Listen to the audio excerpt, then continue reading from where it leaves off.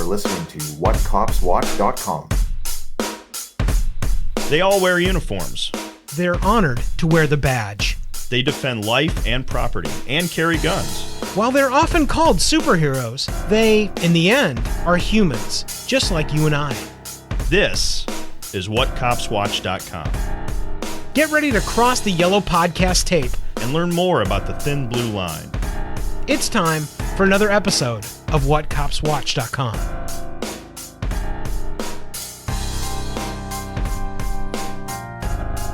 There are a lot of things that happen on trains. Meeting with family, anticipating the reuniting with someone you haven't seen in a long time, and of course, the delusional takeover of trains across the United States, as is seen inside of Criminal Minds, Season 1, Episode 9, Derailed. It's time for another episode of WhatCopsWatch.com Reacts, as we bring in crisis negotiators from across the nation to tell you what's real inside of what you see on television and what's kind of a whole bunch of Hollywood bullshit. It's time for WhatCopsWatch.com. Greetings, everybody. I'm Mike Wilkerson, one of your hosts. Hi, I'm Pat Doring, a.k.a. the Crisis Cop.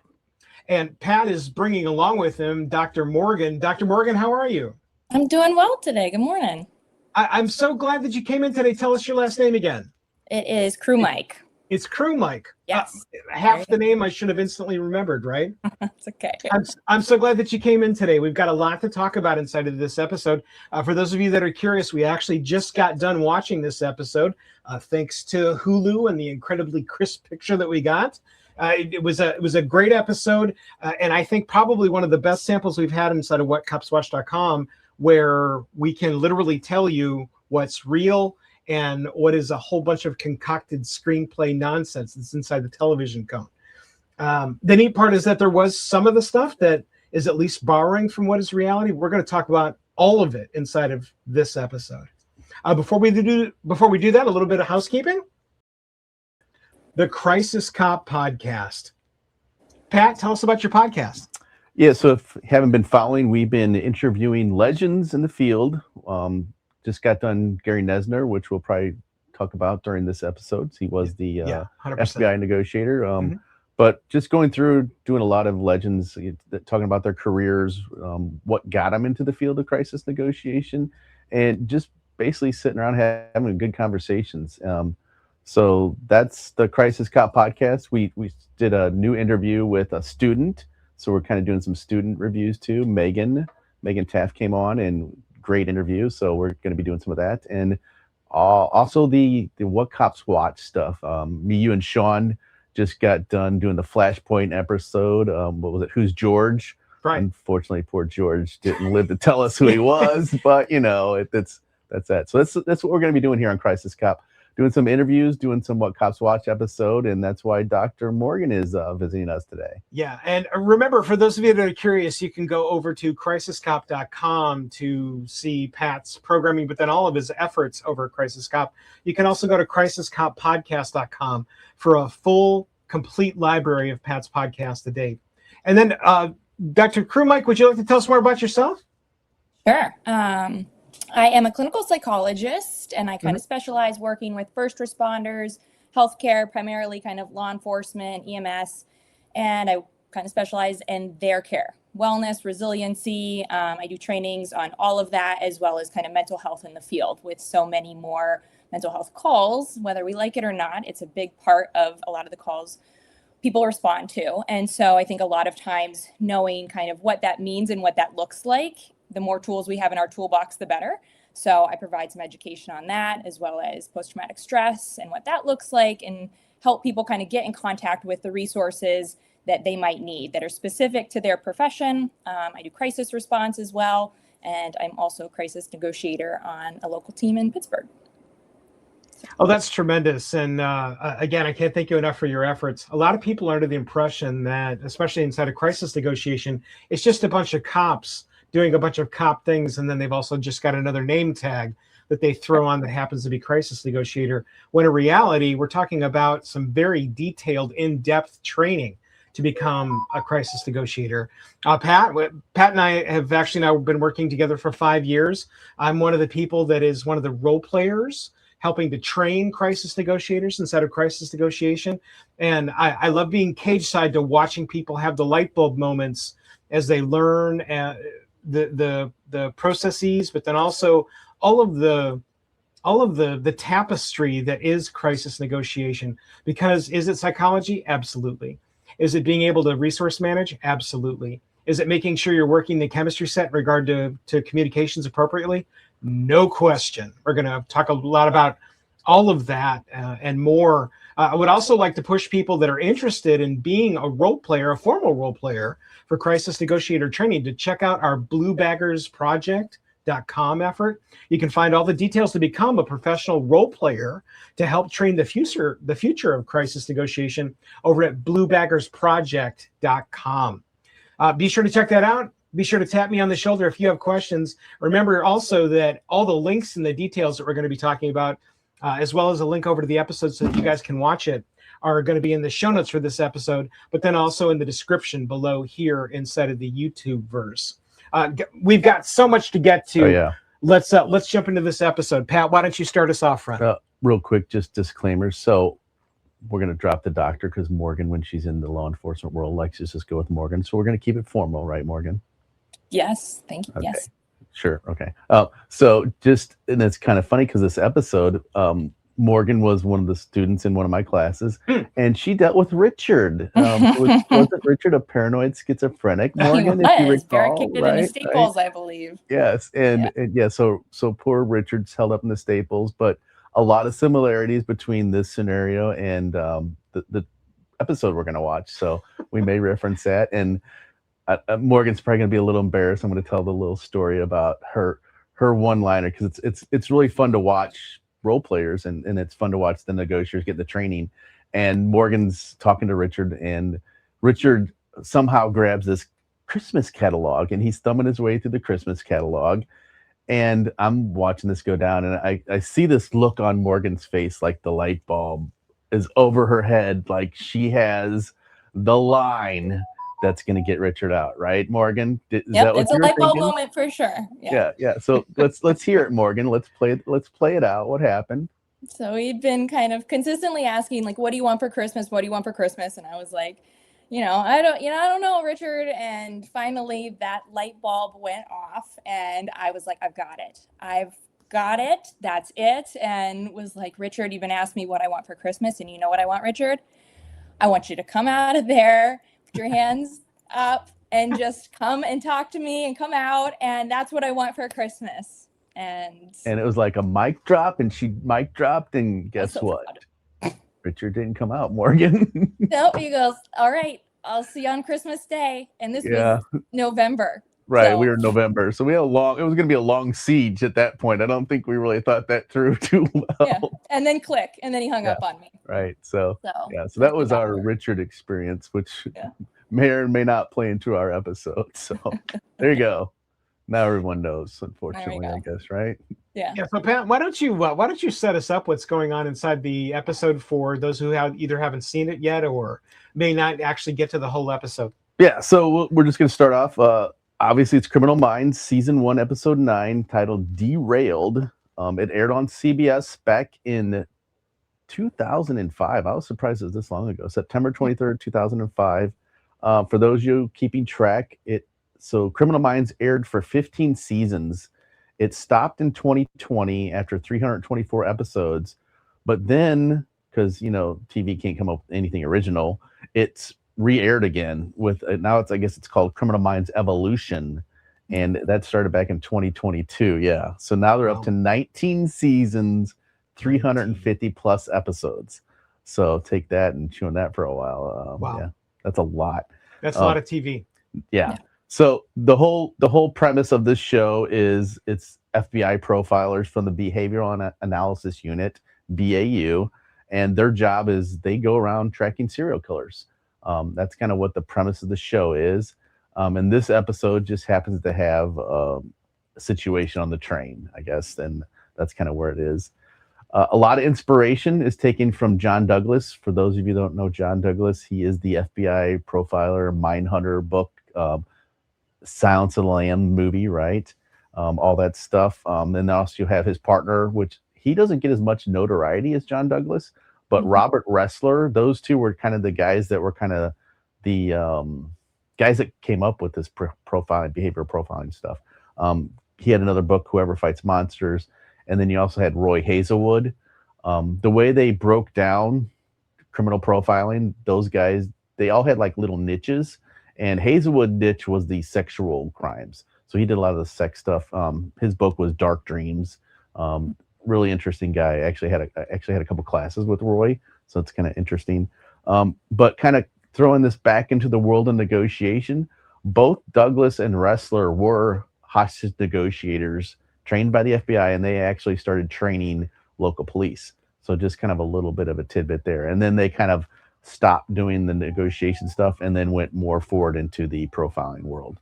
So that's just kind of how we got to how the episode came about, I guess how the series came about, really. So that's Criminal Minds in a nutshell there. So interesting. And then why don't you tell us what our overall situational breakdown is here inside this episode? So so we are on a train, right? Train rides, and I was just thinking about that. The only train I've ever ridden is the St. Louis Zoo train. So that tells my train experiences. I don't know, Mike, you have any better train stories than me? Because I don't have any. Sorry. I have several train stories. I remember specifically taking a train from Tennessee to Wisconsin. I mean, that's a long ass train ride. That's a good train ride. There's another one that we took from St. Louis to Reno. Went to go visit my uncle, and so that was a 4-day train trek. And for those that haven't jumped into a formal train trek, they're cool. They're very cool. And then Pat, my favorite train story is where I actually took over a train. Oh yeah. In a live FBI exercise that we had in downtown St. Louis. The scenario was where I am one of a myriad of bombers that have either left devices in the St. Louis area, or in my case, I'm actually on the way from Chicago to St. Louis. And so, it was really cool. The crisis negotiator teams are getting live intel, and they found out that I'm on my way from Chicago on a train to St. Louis. And so, no joke, the Amtrak station, they pulled in a train. They got everybody off the train from wherever the hell the train came from. They put me on the train. They backed it up 200 yards, and then they let us actually enact the scenario for a series of 5 hours. And it was amazing. It was, like, what kind of juice can you say when you literally say, I've taken over an Amtrak train with hostages? Right. Unfortunately, I was one of those hostages, and I was kind of worried there for a little bit. I didn't know if I was going to survive or not, but it worked out. I got off the train safely. Yeah, I'm really glad that you mentioned that. It's not that I would have forgotten it, but I would have forgotten to mention inside of this episode that happened. And what I love about that episode, it was the first time where I was live as a role player to the tune of, look, there's 2 Bearcats, there's 25 guys in military fatigues, there's 5 police cars, there's an entire entourage, not unlike what you see inside of this episode in real life. And until you actually see that, you might have seen something inside of your local neighborhood where you think, oh, so that's what it looks like when a SWAT team invades. It's something completely different when you are the subject and there's nobody else paying any attention to anybody but you.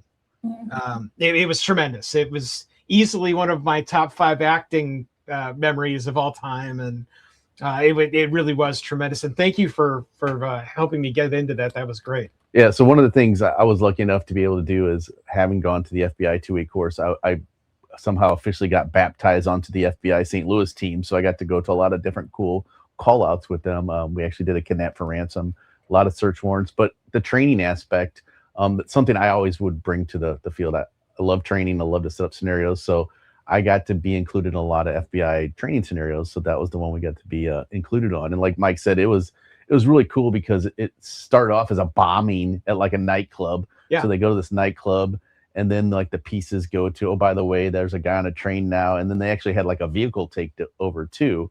So they had 3 different things going on, but it was a really cool day, and they actually had a lot of bigwig muckety mucks from DC show up and just kind of watch. So it was kind of a really cool experience. So it was really neat. It was also one of the scenarios that I remember ending just because we literally ran out of time. We had to push up the end of the episode or the end of the scenario because we just simply ran out of time. It was great. Anyway, so jumping into the episode. Well, hold on. We didn't give Morgan an opportunity to talk about her great train rides. I'm sure she can top us, right? Morgan, what do you got? How can I compete with the St. Louis Zoo? Yeah, right. But exactly. I mean, it is a cool train ride. Let's be honest. I can't put it down. I've been on it too, so I will. I will say that it is pretty exciting. Thanks. Appreciate that. So I've been on that one. I have been on one up in Minnesota, kind of just going through with my grandparents for their anniversary. And then I've also been on one in Alaska, going through and just through Juneau, I believe. And it was absolutely beautiful. Not as exciting by any means, but, good scenery. So, wow. I'm kind of, I don't know. I think St. Louis Zoo might win. Yeah, that's what I'm thinking. Competitive. There's some pretty cool tunnels. Close second, Mike, though. I'll give you that. You can do the woohoo in the tunnels, and it like echoes. I mean, where else can you get that experience, right? I mean, come on, right? You can't. Yeah. All right. So I'm hoping, other than me and Mike's scenario, nobody actually had what happened in this episode, right? We can hope, man. The train takeover, right? So just. Of course, there's people on the train, so we have to do a little bit of backstory, right? So they start kind of backflashing everybody on this train, and I don't know if you could get any worse people on the train with you than this ragtag bunch of fugitives they decided to throw on this train, right? A bunch of people. I feel like a bunch of people filled with morning murderous rage. Right. Awesome. Right. Yeah. Great. Yeah. Sign me up. Yeah.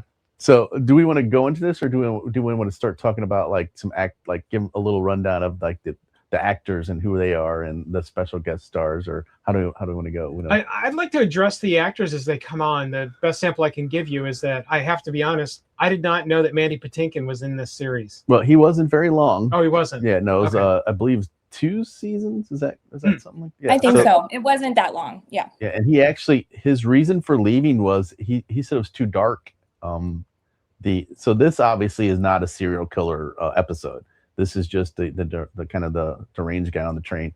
But they would get into some and a lot of it's based on real stuff. They would take stuff from FBI case files, look at real serial killers, and some of these episodes they get pretty dark. So he decided that he just couldn't do it anymore. So yeah, he only lasted 2 seasons. So he was supervisory special agent Jason Gideon, and that's kind of what he did for those. So he was kind of like if you look at what they made him, he was the John Douglas. They crafted his character kind of be John Douglas on the show. So, so that was him, right? So we go back to the show. The first guy they show is Josh the kid.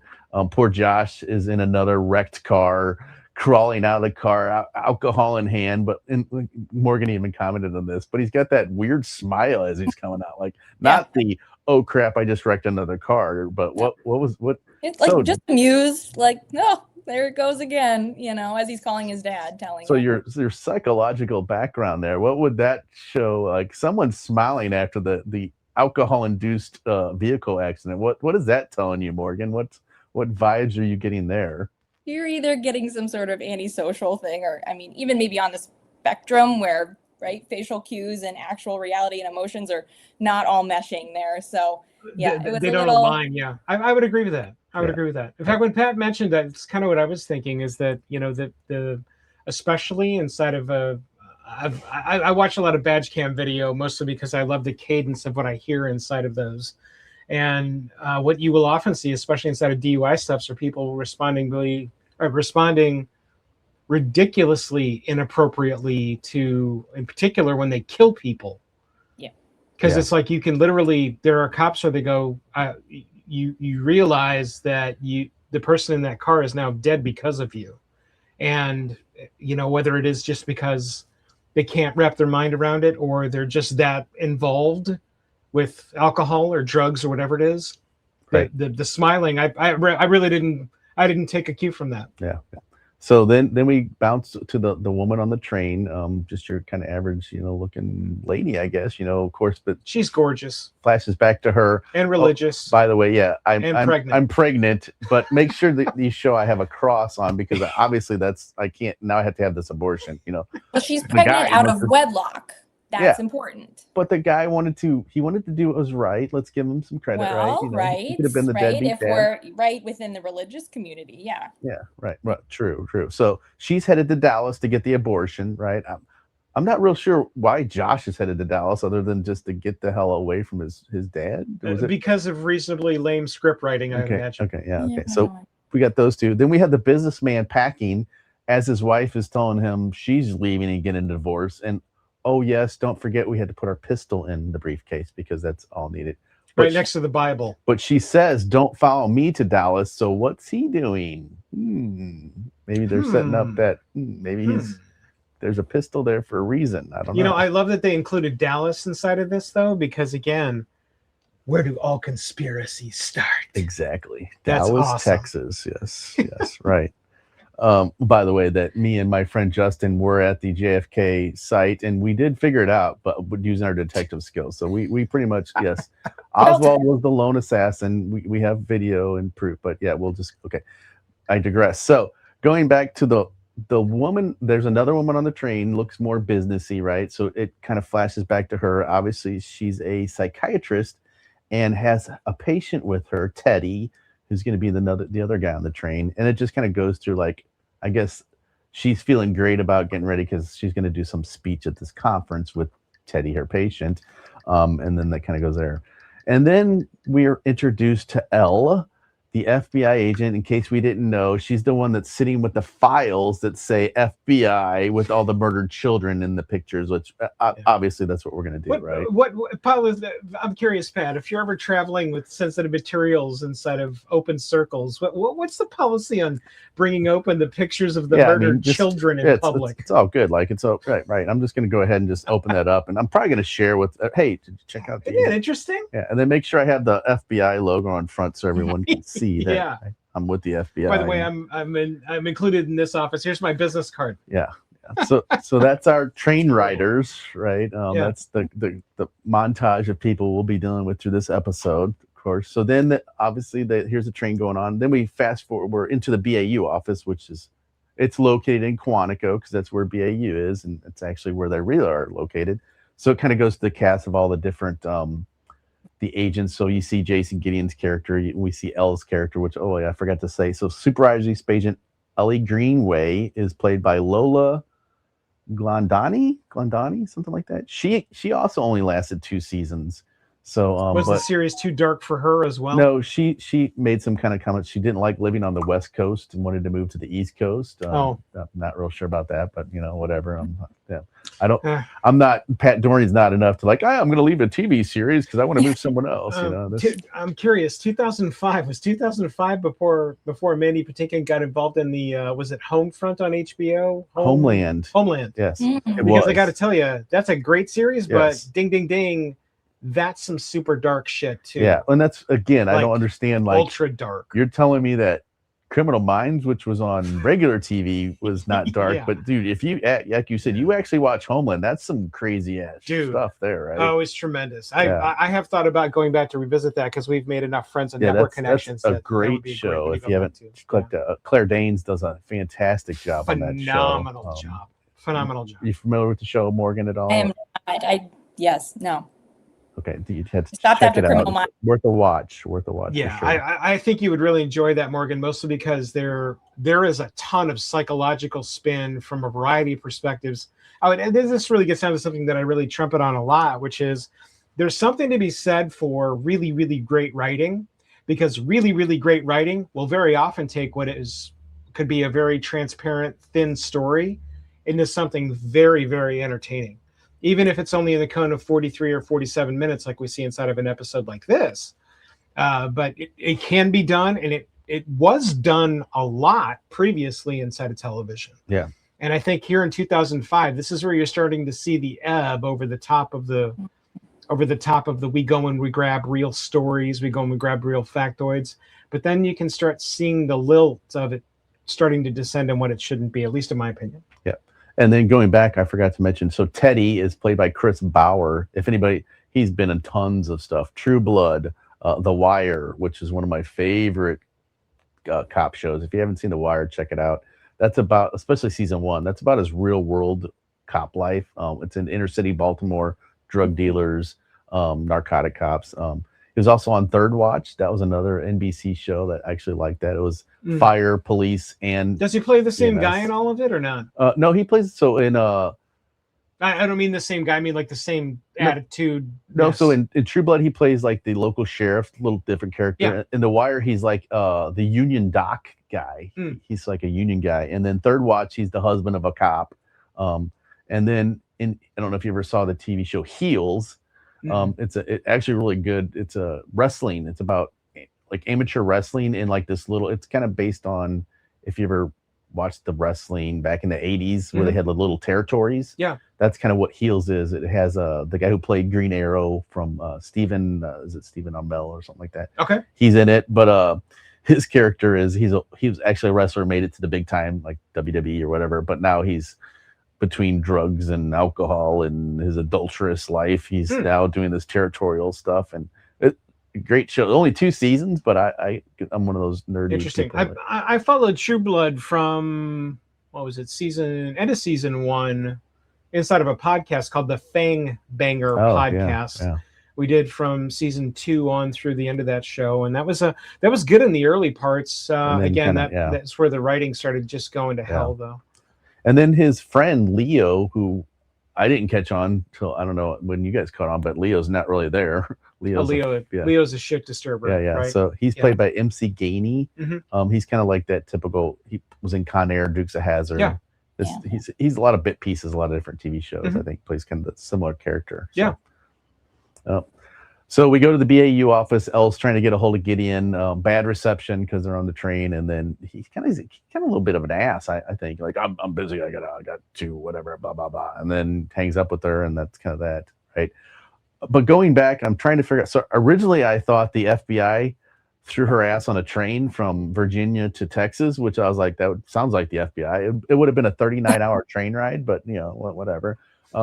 But she does make the comment, no, she caught the train in El Paso because she didn't want to rent a car.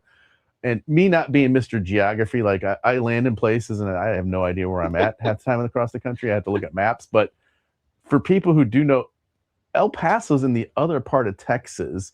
Why would you not fly into Dallas or fly somewhere else and then drive? So that makes no sense. Again, bad writing, or I don't know, maybe the FBI got cheaper tickets into El Paso. Not really sure. I would postulate that there's also a reason that do we really have to know? And the answer is not really. It's a series of minutes and seconds that we could have just passed by and nobody would have thought anything of it. Right. Yeah. So the BAU, that's kind of a little office thing with Gideon her. She loses contact, and then all of a sudden we go back to the train. Goats writes to Teddy. And Teddy starts having, like, I guess you would call it an episode. Morgan, how would you describe what's going on with Teddy at that point? Sure, you can say that. So he's like, he's having a psychotic break. So, I think what's important is that one thing is they're like, he's a psychotic. So it's like saying someone's a drunk. Like when you're an alcoholic or you have alcoholism, right, you become drunk. So when you have schizophrenia or bipolar disorder or depression or, whatever the diagnosis may be, you can have symptoms of psychosis. So it's kind of like truthfully like a little inappropriate and like not PC to say someone's a psychotic, just like calling someone a drunk. But so yeah, he's having a psychotic break where he's, having delusions and visual hallucinations. And then later on, you kind of even hear him talking about some of the like buzzing and he's having kind of some almost, I think, tactile and maybe even, he's got, visual and auditory hallucinations. So he's kind of all over the place. But yeah, he's basically in the midst of a psychotic break. Okay. So, and just so everybody's clear, because until I got into the world, I didn't know the difference. But what's the big differences between a psychiatrist and a psychologist? Like, what's some big things, because some people may be totally confused, right? Oh, often, so often. They're so disappointed when they find out I don't give them drugs. Wait, you don't give people drugs, Morgan? Oh, that's no. it. Show's over. Wait a minute. That's No, I I know. That was See, kind of like why I wanted to be so friends with you. I thought you were disappointed. just going to supply me with all my mood swing drugs. So, dang. Aside from I can't give drugs, I also make a lot less money. So psychiatrists have their MD, their medical doctorate. And so they, basically when you see on the train, if anyone should have been giving medical care, it should have been the psychiatrist. Psychologists do not have the ability to prescribe drugs. I take that back. There are some training programs that now are allowing psychologists, if you get additional training and depending on what state you're in, you are allowed to prescribe some medications, but that is kind of up and coming and new. And some do argue like it's not necessarily appropriate. We're kind of crossing out of our lane, but mainly psychologists either do like psychological assessments, they do clinical care, so doing therapy or interventions, research as well, PhD versus PsyD. So PsyD is much more clinical. PhD tends to be more research-based, but not always. You can do both. But there's a little bit of a nuance there. So the main difference is that, yes, one does more, in layman's terms, one does more therapy and the other one does more med management. Gotcha. Yeah. Thanks for explaining that. Because like I said, until I got into it, I had no idea what the difference was. That's a great question. Most people don't. Yeah. Okay, so we're back on the train. Teddy's going through his whatever Teddy's going through, and all of a sudden the train comes to a screeching halt, like right. And everybody's like, "What's going on?"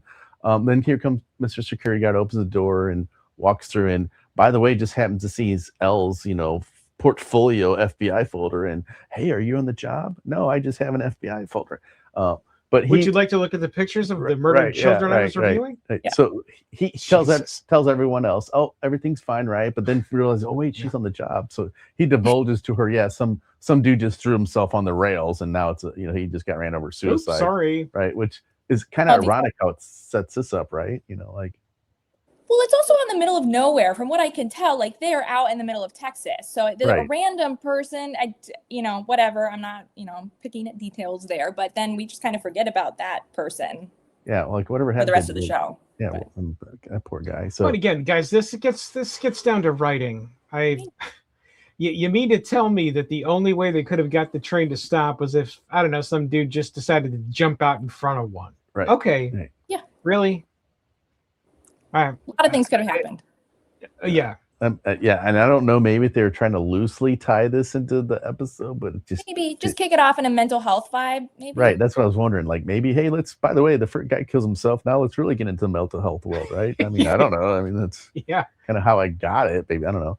So anyway, poor security guy starts walking towards old Teddy, and Teddy's alter ego Leo is, convincing him, hey, he's coming to get you. So then he goes and does the gun grab. Now, not sure what kind of holster security guy has, but it would be an ultra crappy one, right? If I'm not mistaken. Like no retention whatsoever. Yeah. There was no I know old days then this is real old days for me. We had the ones where you had to rock, pull, and it would you'd probably die after you finally got your gun out of the holster because you had to do so much retention stuff, But obviously the security guy has none, gets his gun, and then Teddy just proceeds to shoot the security guard, and he's dead. Which we never mentioned that. The poor security guard's dead the whole time this episode's going on. Are you sure though? Because there's plenty of people that get shot in the episode. And they're just fine. No one ever goes to give him aid or anything, right? No, not a single person checked on him. He just gets shot and he slumps, and then. Dude, it's a union job. The risks come with the job. Poor guy, and then of course, he runs straight to Elle because she's got her FBI files and pistol whips her. And then again, no gun detention whatsoever, retention, and just rips her gun out of the holster. Now he's got two guns, like Billy the Kid. He's not real train robbery stuff there, right? So he's got two guns. Something else to remember too, and for those of you that have forgotten, ding ding, this is only three, a little bit, maybe 4 years after 9/11. Right. And so I got to tell you, if something were to kick off, especially that close to 9/11, inside of, say, a train or any other metal tube with people in it, you're telling me that nobody would stand up and try and do anything? Yeah. Okay. Well, I mean, we did see the motley crew that's in the train, though. So right. But again, writing. Right. Yeah. Right. Imagine what would have happened if there was one strident Ted, what's his name from Flight 93 on inside the train, and maybe he does get killed. Right. Yeah. But at least that would also be represented, and it wasn't. Right. So I mean, that I think on that note too, though, Mike, of like 9/11, where like the phone calls, right, and that how many people called home, and that to me was kind of something where I'm like, so there's only one person on the train that has one cell phone. right? Get that there's shitty service, but no one else has Yeah. anything. Well, yeah, but something else I'll speak to specifically is that the phone service ridiculously shitty. Yeah. As was the internet service. I think they've now been able to bridge the gap that was ultra shitty internet service inside of the train service. But I got to tell you, it was also kind of liberating, because now instead of, everybody grabbing their phone and this is what you're doing when you're just out with your entire family going someplace. Well, now you have to actually pay attention and speak to them. Right. Yeah. That was fun. Yeah. It was fun. Yeah. So that all goes down. Teddy kills the security guard, as far as we know, and then that's your kind of situation that's going to happen this episode. So now we go back to the BAU office, and miraculously somehow they have this live footage that they can pipe into that's showing these cameras, which that's for 2005 great technology. Don't know how that ever happens, but so they're watching this surveillance go down, and this is where we're going to kind of introduce to more the characters that are in it. So Spencer, Dr. Spencer Reed, who's played by Matthew Gray Gruber. If you didn't know, he is the voice of Simon in Alvin and the Chipmunks. Just a little tidbit of information. Oh man, if he would have just started into that voice in the middle of this, man. That's one of those things. Chef's kiss, probably writers. Did not know that, but yes. So he is Alvin. But he's watching this video and he picks up the tics, the facial tics, right? He calls it, what is it? Tardive dyskinesia. Yeah, obviously doctor's gonna have to what was that again, please, Morgan? So it's like a side effect of antipsychotics. So if you take them, it doesn't always happen right away, but for a long period of time, and often for people who have to take antipsychotics, it is often a lifetime kind of treatment. So there can be that side effect where it's kind of like, it can be like smacking your lips, or kind of like tics on your face, blinking your eye. Sometimes it's rocking behaviors. It can be shaking of hands. So if you stop the antipsychotics, it's often reversible, but not always. Sometimes the kind of tics are there for forever. So it can be a pretty prohibitive symptom, but you got to weigh the pros and cons. And so sometimes the antipsychotics are worth it, and they'll prescribe another drug to kind of offset some of the tics and stuff. So Morgan, tell us the actual vocabulary word again. I think Pat was looking for the vocabulary word. Sure. Tardive dyskinesia. There you go. Yeah, because I totally would have been able to say that. Right. Sure. Okay. Whatever. I will schedule a training session for you, Pat. We'll get this all taken care of. I promise. It'll be okay. Okay. But anyway, okay, so really. Somehow Spencer, within like 5 seconds of watching this video, just spots that out and like bam, on a grainy footage and a frozen frame. Right. Yeah. Yeah. So the other thing that I think is pretty amazing is they're all watching this video live feed, and not one highly trained FBI agent seems to notice that L is on the train, clearly in view of all the cameras. It takes like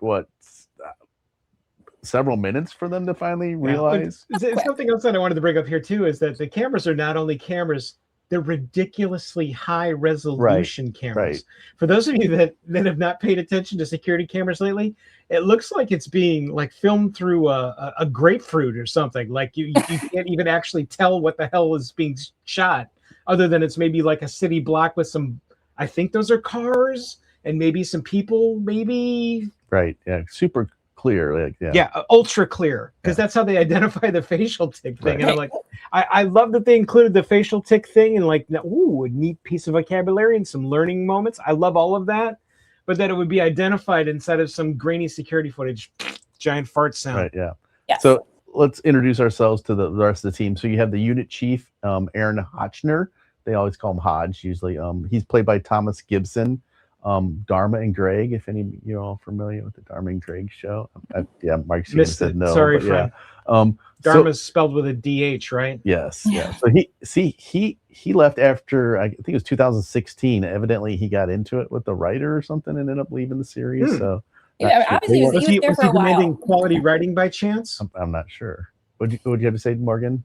He had a good role. He had a good run. He had a lot of things go on in his little story arc. I think his family all gets killed or something by a serial killer or something. Oh yeah, right? that's near the end. That was really. Oh, super sorry. sad. Spoiler alerts.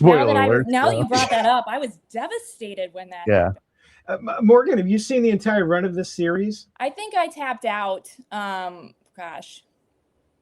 at 2014 or so. Yeah, I gave it a go for a while, and there were some really good story arcs in there. Now I will say I had to do this because my daughter told me I had to give her the shout out. Ava, she has watched the entire stretch, and I think multiple times. So she's like the resident expert on Criminal Minds. So that's cool. Yeah, she actually helped us out role play too. Maybe that's where she gets some of her ideas. 100%. Yeah, 100%. So then we also have Supervisory Special Agent Derek Morgan. He left after 11 seasons, and if anybody's kind of catching that, he went over to start doing the SWAT TV show, based on that old, I think it was the 70s show that was actually called SWAT, and he plays the character Hondo. Dude, that was a good show. Yeah. So, rather the original. The original SWAT was right. I haven't really good. I haven't really caught any of the newer episodes, but maybe that's something to check out. Because I'm assuming with SWAT there'd have to be some negotiations involved. Maybe no question. Check that out. Then there also Supervisory Special Agent Jennifer, I think it's Jarrow. They always just call her JJ, and that's kind of her character. She's played by AJ Cook. If any of you have, this is really diving deep into the TV balls, but True Calling, if anybody ever remembers that, it was with one of my celebrity crushes, Elijah Dushka. She played what happened was she would repeat days and be able to solve murders because of that. She would go into the morgue. She's like worked in the morgue, and they would rewind the case. It was actually kind of interesting. I don't know why it didn't last as long as it did, but interesting. Was it on Fox? That's why. I think it might have been. Imagine that. Yeah, but Elijah Something Dushka, dying on Fox. More known for Bring It On. If any of you have not watched the greatest cheerleading movie show ever, Bring It On. He was in that? And Elijah Dushka, yes. What? Oh. Bring It On. I thought you were talking about JJ. And I was like, what? No. Elijah Dushka, who was with it. I got to throw meaningful stuff in there. Like, that means stuff to me, right? So, no, that's a really important fact. Yeah, it is. And then we get introduced to the technical analyst, Penelope Garcia, who's played by Kirsten Vagnus, I think it is. But she's the tech, the kind of the ones behind the scenes doing all the research with the facial recognition stuff that was available in 2005, right? Like that's going to happen.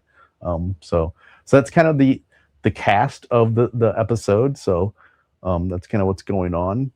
So now everybody's aware, like there's this train hijacking, L's on the train, and why BAU is involved. What was their response is because go ahead. Because of the psychological profile. Right. We're especially equipped to handle this, which I'm like, okay, are you? I mean, you really couldn't even identify L was on the train, but let's go ahead and So yeah, okay, maybe. I don't know, maybe I know. So let's go back.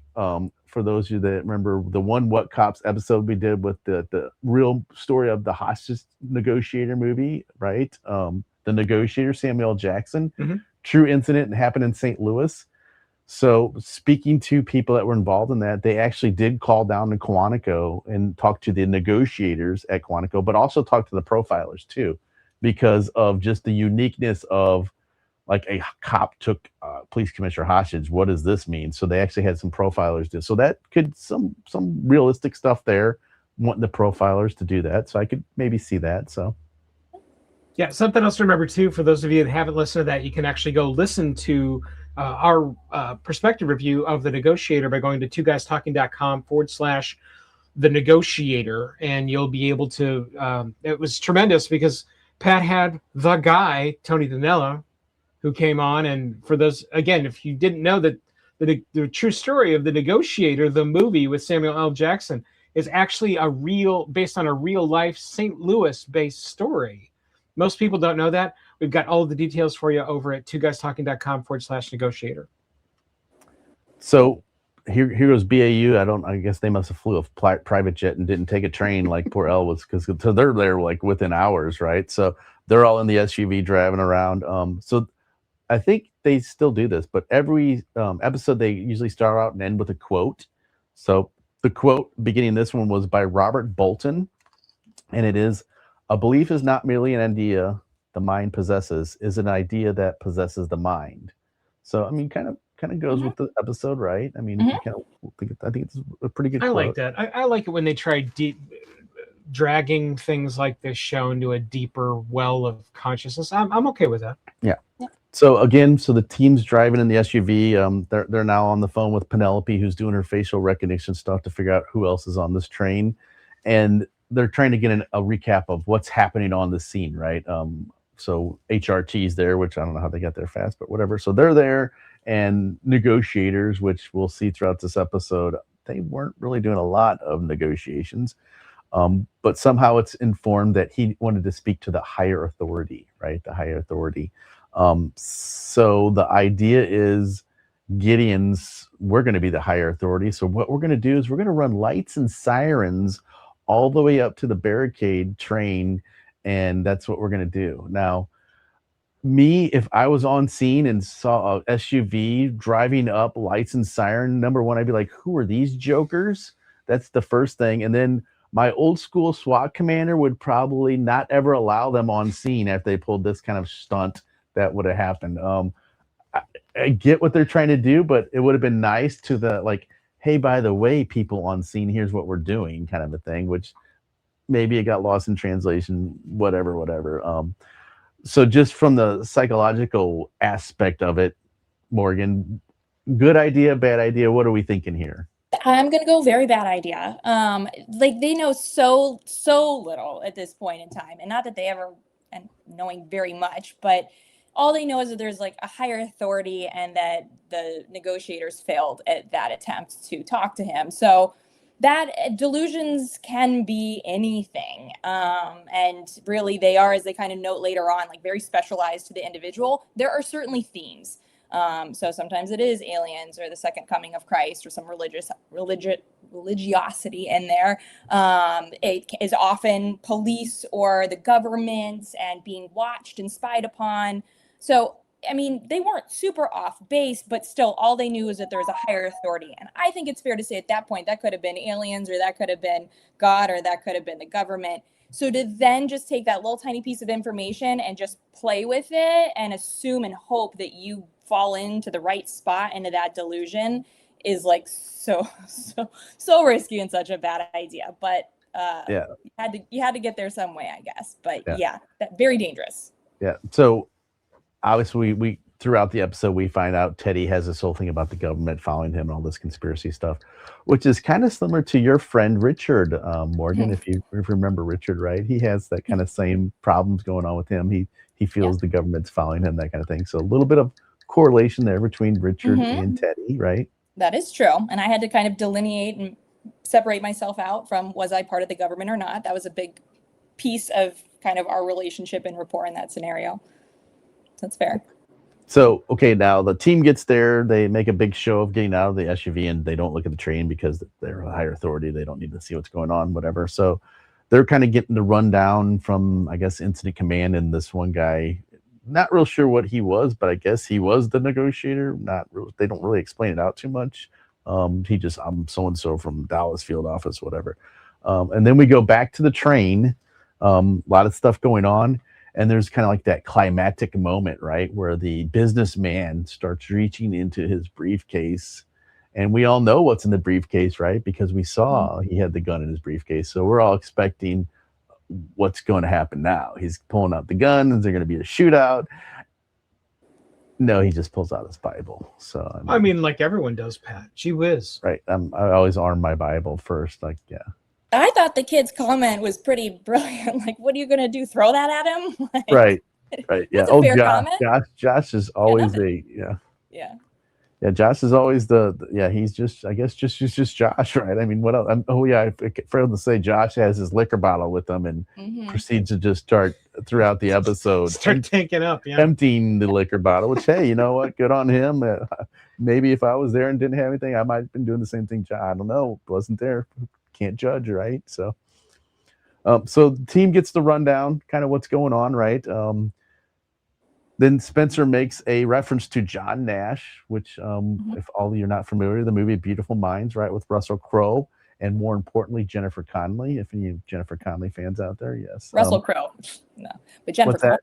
I said Russell Crowe, but Jennifer Connelly. Right, exactly, right, yeah.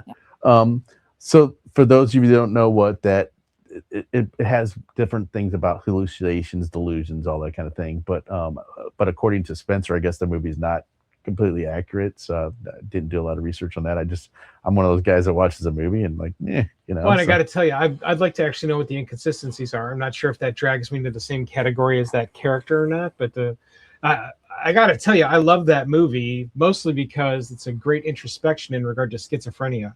A lot of people think that they know what schizophrenia is. And I think that whether or not it's telling a reliable storyline throughout the film, I thought that it was tremendously informative, super educational. There was I always tell this story when we talk about Beautiful Mind. There was a teacher I had in high school. His name was Mr. Delacentri. Mr. Delacentri, super eccentric. He was my English lit teacher. And every single time he'd be waiting outside the door for a class to start, he'd be having a conversation with some dude next to him. No joke.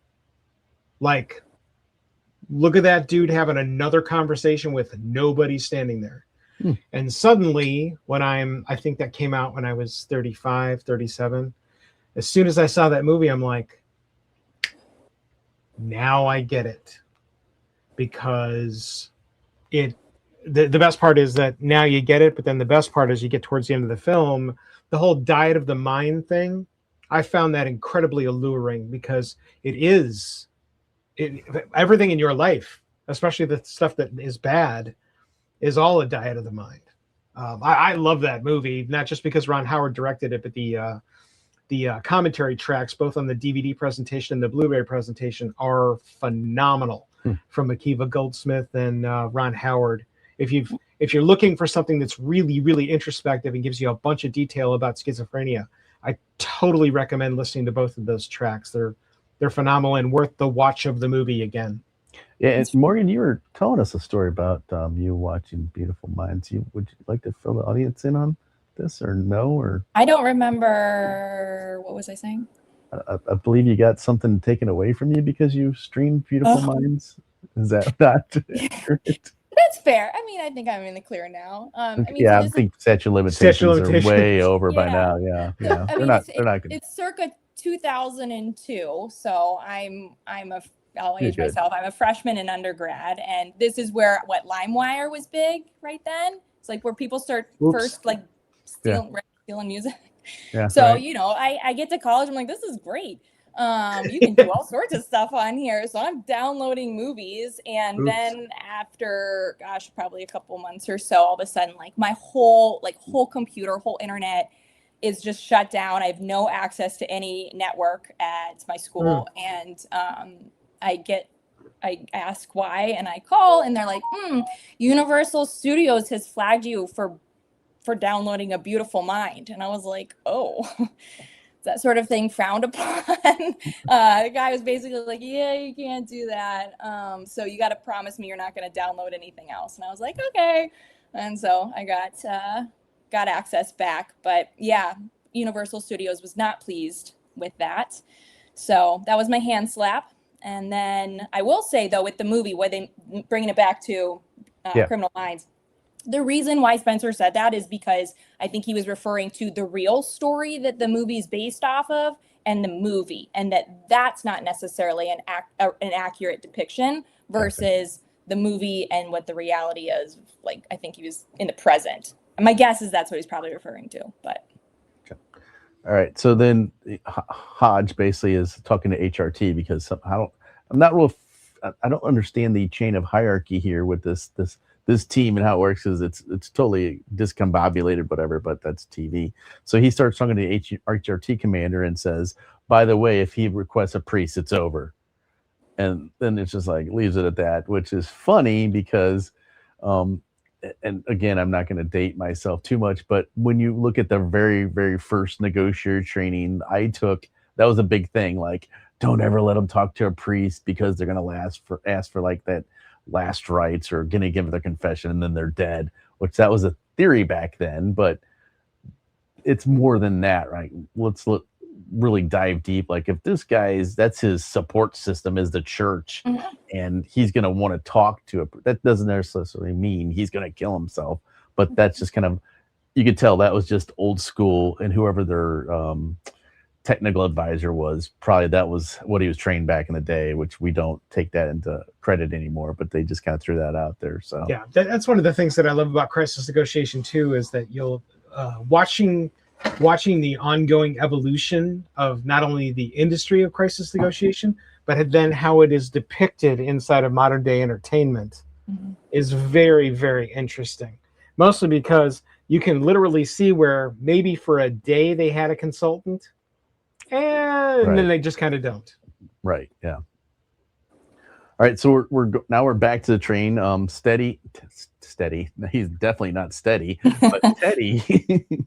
Sorry, but that's true. Teddy, he's not real steady. But Teddy starts having, I don't know, more stuff going on. So he decides he's gonna Josh, who can't shut his mouth for some reason. Josh is trying to help the situation, doesn't really. He proceeds to get pistol whipped. Right. Then he grabs our poor girl who's pregnant and drags her over to the phone, which I think is the first time the phone was actually in play, which I'm not sure. Like any negotiation, you have a train full of hostages, we're not going to not try and make contact somehow, even if we're doing voice to voice over by the door or something. On a PA system, something. Yeah. Right? We're not just going to sit there and wait, that's kind of what they're doing. So he drags our poor pregnant girl to the phone and then throws her ass on the phone, right? And now you have her, and again, all of a sudden, Gideon, he's the negotiator. What training does he have? I'm not real sure. Did he take his basic at any time? But he's now our negotiator, right? Yeah. Having sat in now on a couple of 100 different scenarios, just looking at what they gave Mandy Patinkin inside the script, Mandy Patinkin's character inside of this was not a negotiator. No, not. There's all kinds of wrong tenor. The way that he provided vocabulary, the way that he was, again, just the general tenor of what he was conveying was not accurate or not successful. Right. And then, so real world, anytime you have a hostage on the phone, that's always dicey. You have to always remember, more than likely the hostage taker's listening. But then it's difficult because that hostage is not the decision maker. The hostage taker is the decision maker, and that's the one you want to talk to. But unfortunately, there's incidents where, in real world incidents, they've never let the hostage taker talk, and you have to talk through a hostage, which makes it a lot more difficult. But that's kind of what Gideon's character does. And like you said, I'm not sure what kind of training he has, but if he did have training, I think he needs to take a refresher course. I'm not real sure. I also don't know how they had painted Gideon's character throughout the series for his 2 seasons, but I don't know why he left, but if he left because he didn't feel he was qualified, well, score. He was not doing the job. Yeah, and just his tone's horrible. No tone, no conversationality just at all. That authoritative tone, which that's not what we want to have as negotiators, right? Correct, but he is playing into the delusion at this point, right? He's the higher power. So I think that's what's confusing, is he negotiating or is he part of the delusion? And I would say both went bad. But I think that's where you're kind of, from a negotiation standpoint, pretty frustrated because there wasn't any. And his role in that is kind of it doesn't exist, right? That's not a real thing that would happen. So it's confusing. Right. Yeah, not only is it not a real thing, it's another one of the cardinal sins, unless I'm mistaken, Pat, is that you don't buy into the delusion. The instant you do buy into the delusion, you're now giving them just more fuel for the fire, right? Mm-hmm. Yeah, very dangerous. Yeah, and what you have to realize is that those people think it's real, and when you start buying into it, most of them know that. Correct me if I'm wrong, Morgan, but most of them know that it's not necessarily real, but it's what they believe to a point. And if you start believing what they believe, I think that's actually a negative as far as trying to. Yeah, it depends. Some people do have the insight and they've had enough treatment to be able to discern what is maybe part of their delusion and what isn't. And so they can make that distinction. It doesn't mean it's not any less scary or real to them, but they can appreciate another's perspective of not necessarily seeing what they are. Some people don't. And it didn't seem like the guy on the show, did have that awareness and insight. Right. There's a difference too between leaning into and playing along with it, and basically what Gideon did was, like, in my opinion, totally like add fuel to the fire in regards to his delusion. Like, again, 100%. that's a cardinal sin, like, no. But you also, I mean, I get this question a lot, like, people fall into the trap of trying to convince them that it's not real, and like that's not really happening, and we're not really law enforcement or agents, and then that doesn't really work either. So that's, both of them are a losing battle. You don't get the outcome you want either way. One can be, in my opinion, more dangerous than the other. But. Right. Yeah. So now we're back on scene, and this is where, you know, that great technology we have of being able to pull people's photos from the video that's super crisp, and we get like the breakdown in all of our people, right, who are conveniently wearing these same outfits in their driver's license photos as they're wearing on the train. Now, could it happen? Yes. I mean, I probably could have wore this shirt a couple different times, but you know, Pat actually does wear that exact same outfit everywhere he goes. Right. Yeah. Shopping for groceries. Right. Have you got any green onions? Right. By the way, it says FBI Academy. I'm not sure if you're aware, but you know, I'm kind of a big deal here. Which forget me for like just glossing over this whole important thing about the FBI Academy, and BAU, right? We didn't really dive too much into that, so we're gonna backtrack a little and just talk about like so originally it was created as a BSU, behavioral science unit, and we kind of talked about Douglas and Russ were kind of the guys that kind of created that thing, and then they went about the country interviewing serial killers, right? And that's kind of what they did. So you're like, well, Pat, what the hell does this have to do anything with you, right? Well, it just so happens I got to go to the FBI Academy in 2012 as part of the FBI National Academy. Is that where you got that sweatshirt? And this is where I got the sweatshirt. Okay, just check at the store, right? So, but anyway, this ties into everything. Just walk with me, please, here. Okay, so, so anyway, it's this 10-week course. It's police leadership all over the globally, actually, and yeah, they like to tout this and they throw it out there. Less than 1% of all police globally actually get to attend this thing, so it's kind of a big deal. We had 26 different countries, 46 states in our class, over 300 officers. Wow. But it's kind of like college. You go and take courses and you pick these guys. Well, it just so happens the majority of my courses I took were from people in the BAU. So I took a death investigation course.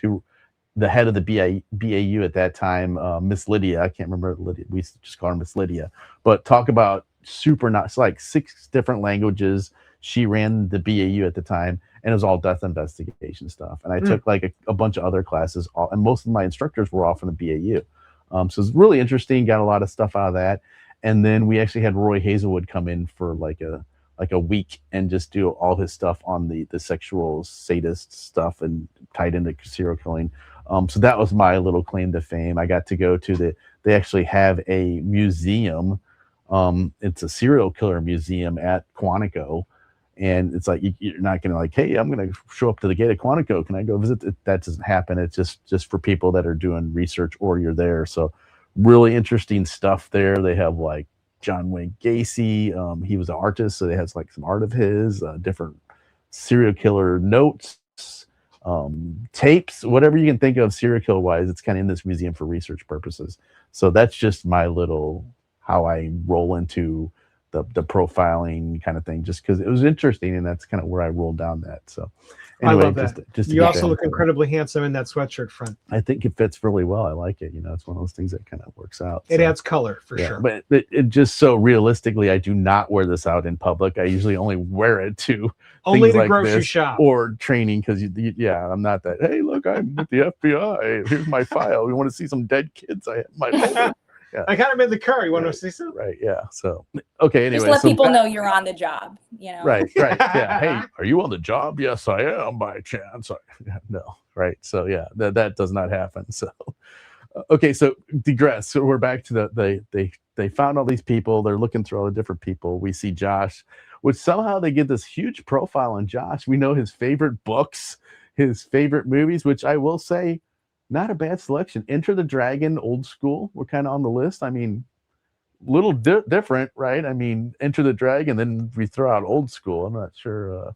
I mean, this is social media starting to come up, right? Facebook is hot at this point, and so they probably just got all that off his face. Facebook or MySpace back in 05? It was MySpace in 05. Yeah. Was it? Yeah. Facebook would have come out 07. That's what I was wondering, maybe like the old. Yeah, but it's just interesting the stuff they were able to pull up, right? And then kind of like just okay, we don't have really a lot of information, but we did find out about the psychiatrist a little bit more. She's famous, published. She's doing all these different things, and then we find out who Teddy is. He's actually a doctor himself, and then he was institutionalized for 9 years, which we all said that's a pretty long time. It's hard to get institutionalized for 9 years. I mean, for all my officers out there, you know how hard it is to get someone like involuntarily committed, right? Right. I mean, it's quite a process, let alone like committed for 9 years. Right. So they said he just gotten out. It sounded like the doctor had been working with him for 2 years. I mean, I hope she would know more about him after 2 years of treatment and knowing 9 years of records. But here we are. But maybe she would know enough about him to maybe not put him on a train full of people. Maybe. That's what I'm thinking. Right. Wrong assessment of how stable he is. Right. Maybe do a little bit better job of assessing risk of violence, perhaps. I don't know. Right. Something. Yeah. But let's be honest.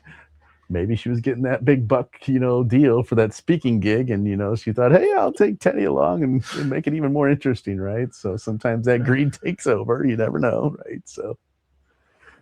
So they kind of do the whole little, here's all the different people. And they're like, okay, well, hopefully none of these people will do anything bad to prevent us from doing anything.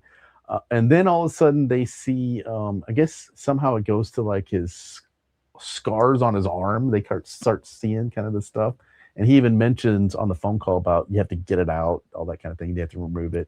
So I think they're trying to put like the 2 and 2 together thing with like, oh, does he mean like a chip kind of a thing, right? And again, this is where I kind of like what they do, because they did it in a lot of different episodes where they bring in real people. So Spencer references Ralph Torrici, I believe it is. So this guy actually took his college classroom hostage in 1994, and he believed he had a computer chip in him, kind of a thing. Eventually, the hostages overpowered him, so he did fire a gun a couple times. It said they attempted to negotiate. Couldn't really find a lot on that, but he was eventually taken into custody. But he was one of those guys who went through the system of being institutionalized to jail and back and forth between the two, never got out, and eventually ended up hanging himself in 1999. So just the struggles of that mental illness. Obviously he never could get over it. But it's just interesting how they tie into real people with kind of what's going on. I think just kind of makes it a little bit more realistic, right? So now they know about this whole chip thing, right? He's kind of doing this, and of course Josh, after I don't know what, he's like halfway down the fifth of whatever he's drinking, like couldn't have been super expensive stuff because it was in the cheap ass bottle, so I'm sure it's like half moonshine, not real whatever. But he's doing all right too, because he's a thin dude. He shouldn't have lasted that long with that much liquor. Right. Well, he is an alcoholic, so maybe he's built up that tolerance. Right? So, okay. He's also 20. He's 20 when they go through and do like the deeper dive into the background and who's on the train. They're like, he's 20 and he's been kicked out of college for running his car into the library drunk. And I'm like, okay, so how's he even getting all this alcohol? Right. Yeah. On a train. He's buying into the screw the government stuff too, and kind of fueling Teddy a little bit. So that's obviously not helping the situation at all, right? So bad enough we got Teddy, and now all of a sudden drunk Josh, who's going to fuel his anti-government shit too. Oh yeah, screw the government, blah blah. And it's like, oh, let's add some more gunpowder here and let the thing kind of just explode, right? So now the team's kind of like, that's where we had this brainstorming, which is a little bit realistic, right? Like in the negotiation knock, when we find out some pertinent intelligence, we're going to try and gameplay this, right? And like, hey, how can we deal with this? Not so much of let's try magic though, right? Like, hey, I got a great idea. We're going to use a magic sleight of hand trick with this microchip. Like in the 20-something years I've been a negotiator, and the, I don't know, hundreds of negotiators I've talked to, pretty sure Now, I could be totally wrong. So if you're a negotiator and you happen to use magic in your negotiations, please reach out, because I'd love to hear the story, because I just don't know of anywhere magic has been involved in the negotiations. So, well, I was going to say you left that out. Yeah, there's a piece you're leaving out of the pocket as well, Pat, which is, what's that? Oh yeah, let's send someone else in to give him another hostage. Well, That's a great idea, Pat. Let's do that. Do that quick. Yeah. So again, that's we. To be honest, in the 1970s, like 73-ish is when negotiations actually started in New York City. There's a time period in the early 70s up until maybe the mid 80s, we were doing stupid shit like that. I actually interviewed a San Francisco and Philly cop who they went inside and got a hostage out for themselves. So they did the hostage swap with themselves, because we didn't know any better back then, and we did silly stuff like that. So did it happen? Yes, but that was a long time ago when we didn't know anybody. Should it happen in 2005? Hell no, it should not happen in 2005. But it shouldn't happen ever. Yeah, better than that, right? Yeah, the whole trading lives thing is real. Yeah. But let's remember that was a hostage swap. At least there was a swap happening. Right, He voluntarily went in. Yeah, we didn't get anything out of it. He went in, and he's going to, and here's the thing, not a good plan. Like, okay, our plan is we're going to take the chip out. And that was the plan. Like, we had no other plan of how you're getting out. How's this going to help the situation? How are we de-escalating this? Like, as long as we can identify and show him the chip in his arm, everything will be just fine. Not a lot of planning there. Like, I would expect it's the BAU, right? Like, that's what we got. Yeah. We got a magic trick, and we're sending the guy in.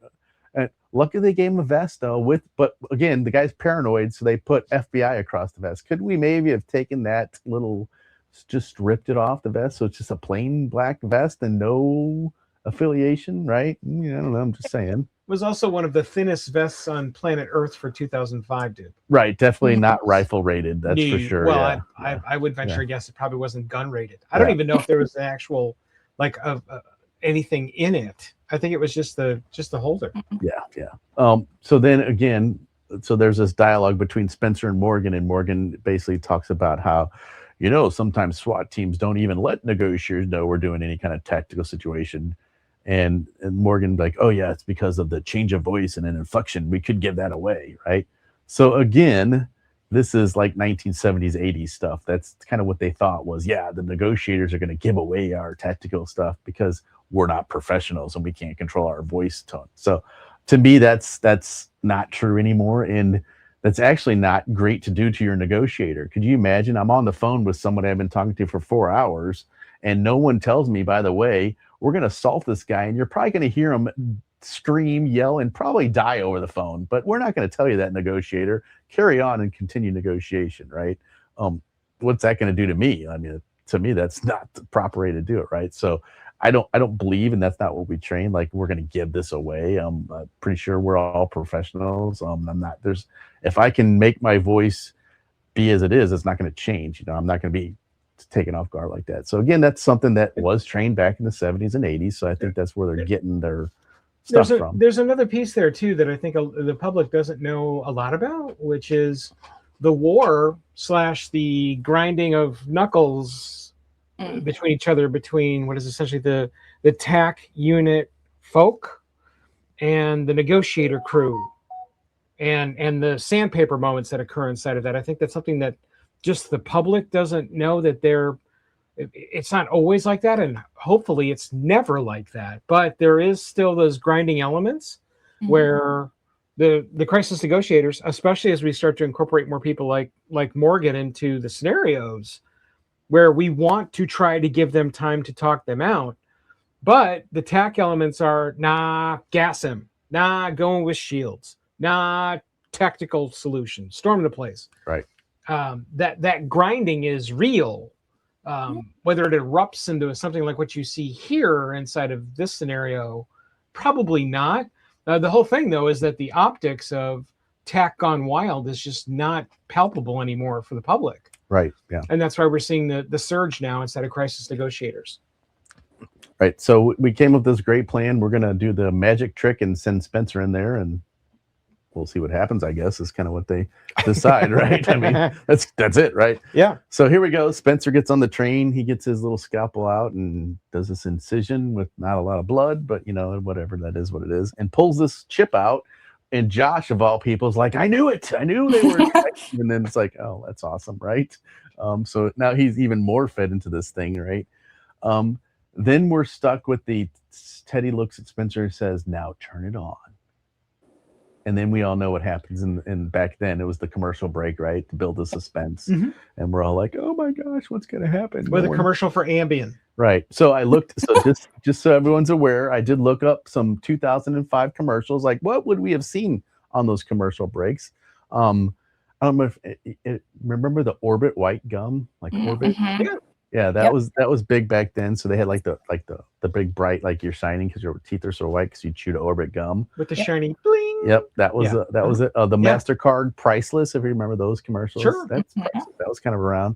And then I kind of didn't do a lot of diving into this because I kind of really didn't want to, but Diet Pepsi with P. Diddy, that was up going in 2005 too. So I'm not real sure what that was. Might have been Pepsi Clear. I didn't want to look it up. So like baby oil? I'll be honest. Yeah. Okay. I just saw P. Diddy and Diet Pepsi. I'm like, good enough for me. We'll leave that as it is. Interesting.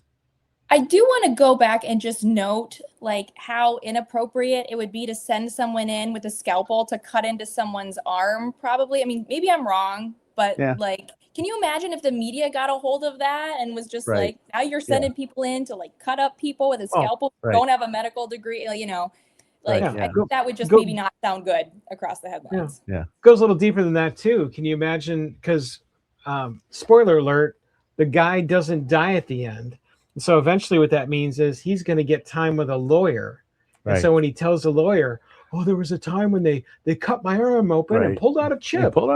Really? Yeah. Well, tell me more about the arm cutting part. Well, he came in with a scalpel and he opened my arm up and dug something out of my arm. Right. Yeah. And then they go back to him. Officer, did you walk into the train and assault my client with a scalpel? Yeah. Let's see how that rolls. Yeah. Again, not so awesome. Not very well thought out. The plan at all. Yeah. So. So back to the commercial break after P. Diddy and Diet Pepsi, which we'll just leave that hang. And all right, so Spencer's kind of like, well, I don't know what to do. And no one told me because we had no plan about what to do. And then luckily for him, Elle pipes up and is like, well, it won't be activated because I don't remember what the theory it's not was. in his body. So it has to be implanted and the neurons have to charge and all that stuff, right? So that, sure, right? That's kind of it. So I guess on scene, they're kind of realizing, okay, well, this isn't the greatest of plans because now Spencer's not getting off the train. Now we have another agent hostage. So we asked the sniper team, like, what can we do? And, his response is, well, it's going to take 2 shots. The first shot's to break the window and the second shot is to kill the person, right? Which if you look historically through some of these incidents that have actually happened, going back, we just interviewed actually 2 guys kind of loosely tied to the good guys. We had Brian Banning. He was on the team right after it happened, and then same with Tim Hunter. If you're not familiar with Sacramento, a bunch of armed people took the sporting goods store over. At the end of the day, they had to just assault, but they actually tried to take a sniper shot on one guy who opened the door, and the glass was so thick it didn't penetrate the glass. So that is something you have to think about. Like, is the train, how thick is that glass in the train? And this sounds silly, but if this were to go on long enough, that's something the team would be doing. They'd be going to Amtrak asking like, hey, can we have a window glass? Because we're going to have our snipers practice shooting through it to see, is it going to penetrate or not? So that's actually something that would go on the longer these things happen. So little bit of realism there, I guess. So something else that was missing here too is that the front end of this episode is dedicated to showcasing exactly how detailed and live the video surveillance footage is. Yeah. However, throughout the rest and most of the episode, they don't utilize that as a piece of leverage at all. Right. Yeah. Yeah. Like, where is the guy standing? Okay. You see a shadow through the third window from the left-hand side on the north side of the train. Yep. Yeah. Again, I realize the window of 43 or 47 minutes inside of television is terrible for things like this. Right. But the fact of the matter is that there would be a way to identify that. And then that whole window will only go through the window thing. I think if you look at especially modern day ballistics, especially for sniper rounds, coming out of a 30-06 rifle, I don't think any train window has ever been made, except maybe one that maybe the president's on, that would stop one. Right, but it's just, maybe it might deflect it. That's your problem. Is what's it going to do to the bullet? That's their problem. Is because unfortunately, not like TV, bullets don't just travel straight lines real world. Sure. Anything that hits them, it's going to go off kilter. Sure. So I think a little bit there. So I'll buy that. Yeah. So now we're back on the train. We've gotten through the whole, we're not going to be able to activate this thing, right? And then I think all of a sudden it just starts going worse. You know, you got Josh instigating now because he's believing there's a thing in there. And then the doctor's trying to calm Teddy down at this point. And then Teddy, whether he does it or it's an accidental discharge, I'm not sure, because he does have his finger on the trigger the whole entire time. He ends up shooting our psychiatrist in the stomach, right? So the psychiatrist gets shot. And nothing happens, right? I mean, it's like, where's the tactical team? No one's rendering. It's just like, really, and Pat explained that for the lay people that don't get that. If a shot were to just ring out, what is the play? Because I think a lot of people don't know that either. Well, the benefit they have is they have video, so they can see this guy just shot a hostage. So. Right. So we'll play tactical world for a little bit. Not that I have tons of experience, but I do just working with tactical and being with the National Tactical Officers Association. I have a lot of insights of what they train, and everything is based, and they call it safety priorities. What that means is number one priority in the world of tactical is hostage. If anybody threatens to kill or seriously bodily harm a hostage, all bets are off. We're doing hostage rescue.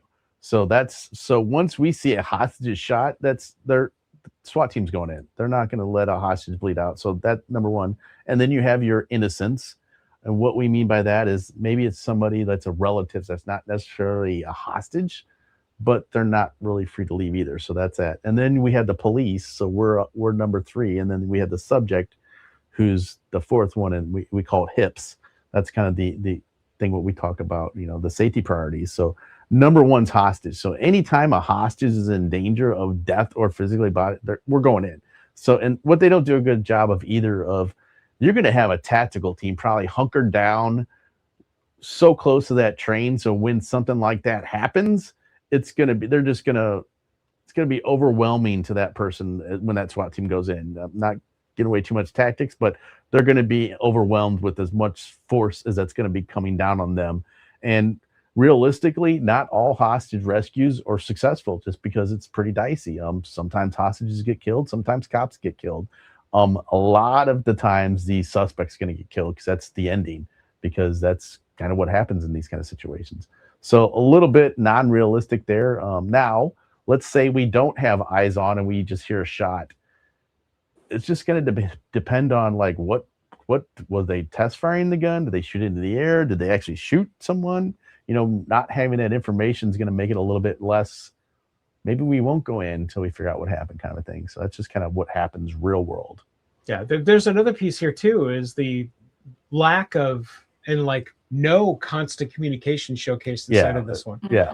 For those that again are familiar, inside the scenario, the want is that you are connected to the subject so that you can have crisis negotiation happening, as opposed to, well, I think I'll hang up the phone and I don't know what'll happen, but it'll be awesome. It doesn't work like that. Yeah. And one of our jobs is, maybe we're not in this great communication, but the other thing we're doing is at least we're in communication in hopes of now their focus is on us. We're talking to Teddy, and Teddy's not focused on Josh or the psychiatrist or the FBI agent. He's now focused on us, which we would hope would be less danger to someone else. So that's why anytime there's a hostage situation, we always want to have some kind of communication contact going on. We don't want to leave an hour of no communication. That's just not realistic. Yeah. Something that's been talked about in a lot of the debriefs for our sessions during our training sessions. When the sessions are done, there's a hot wash at the end where we're talking about what happened inside the scenario, what was good, what was bad, how you can improve, blah.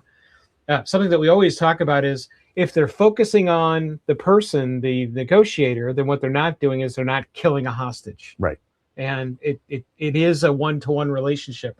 That's why when especially television doesn't bother to do that, and they're just giving you a whole bunch to look at to be more suspenseful, it's just terribly not realistic. Right. Even in the case of in middle of Texas with a throw phone scenario like we've got here. Yeah. And realistically, this is something probably that it wouldn't be super sexy because we're probably talking to Teddy for 8-9 hours At least. and nothing's really going on, right? Yeah, but right. That's our job and that's what we do. And it's not super sexy for TV, and that nobody's going to want to listen to me talk to Teddy for 8 hours, right? Because God knows what we could be talking about. But that's You'd be talking about a lot of interesting things with Teddy. I mean, geez, probably, we go through at least 4 or 5 iterations of awesome inside right, of this one. Right. So, I mean, just going back to Richard Morgan, like, what were some of the things you end up having to talk to Richard just to get conversations going, if you can remember?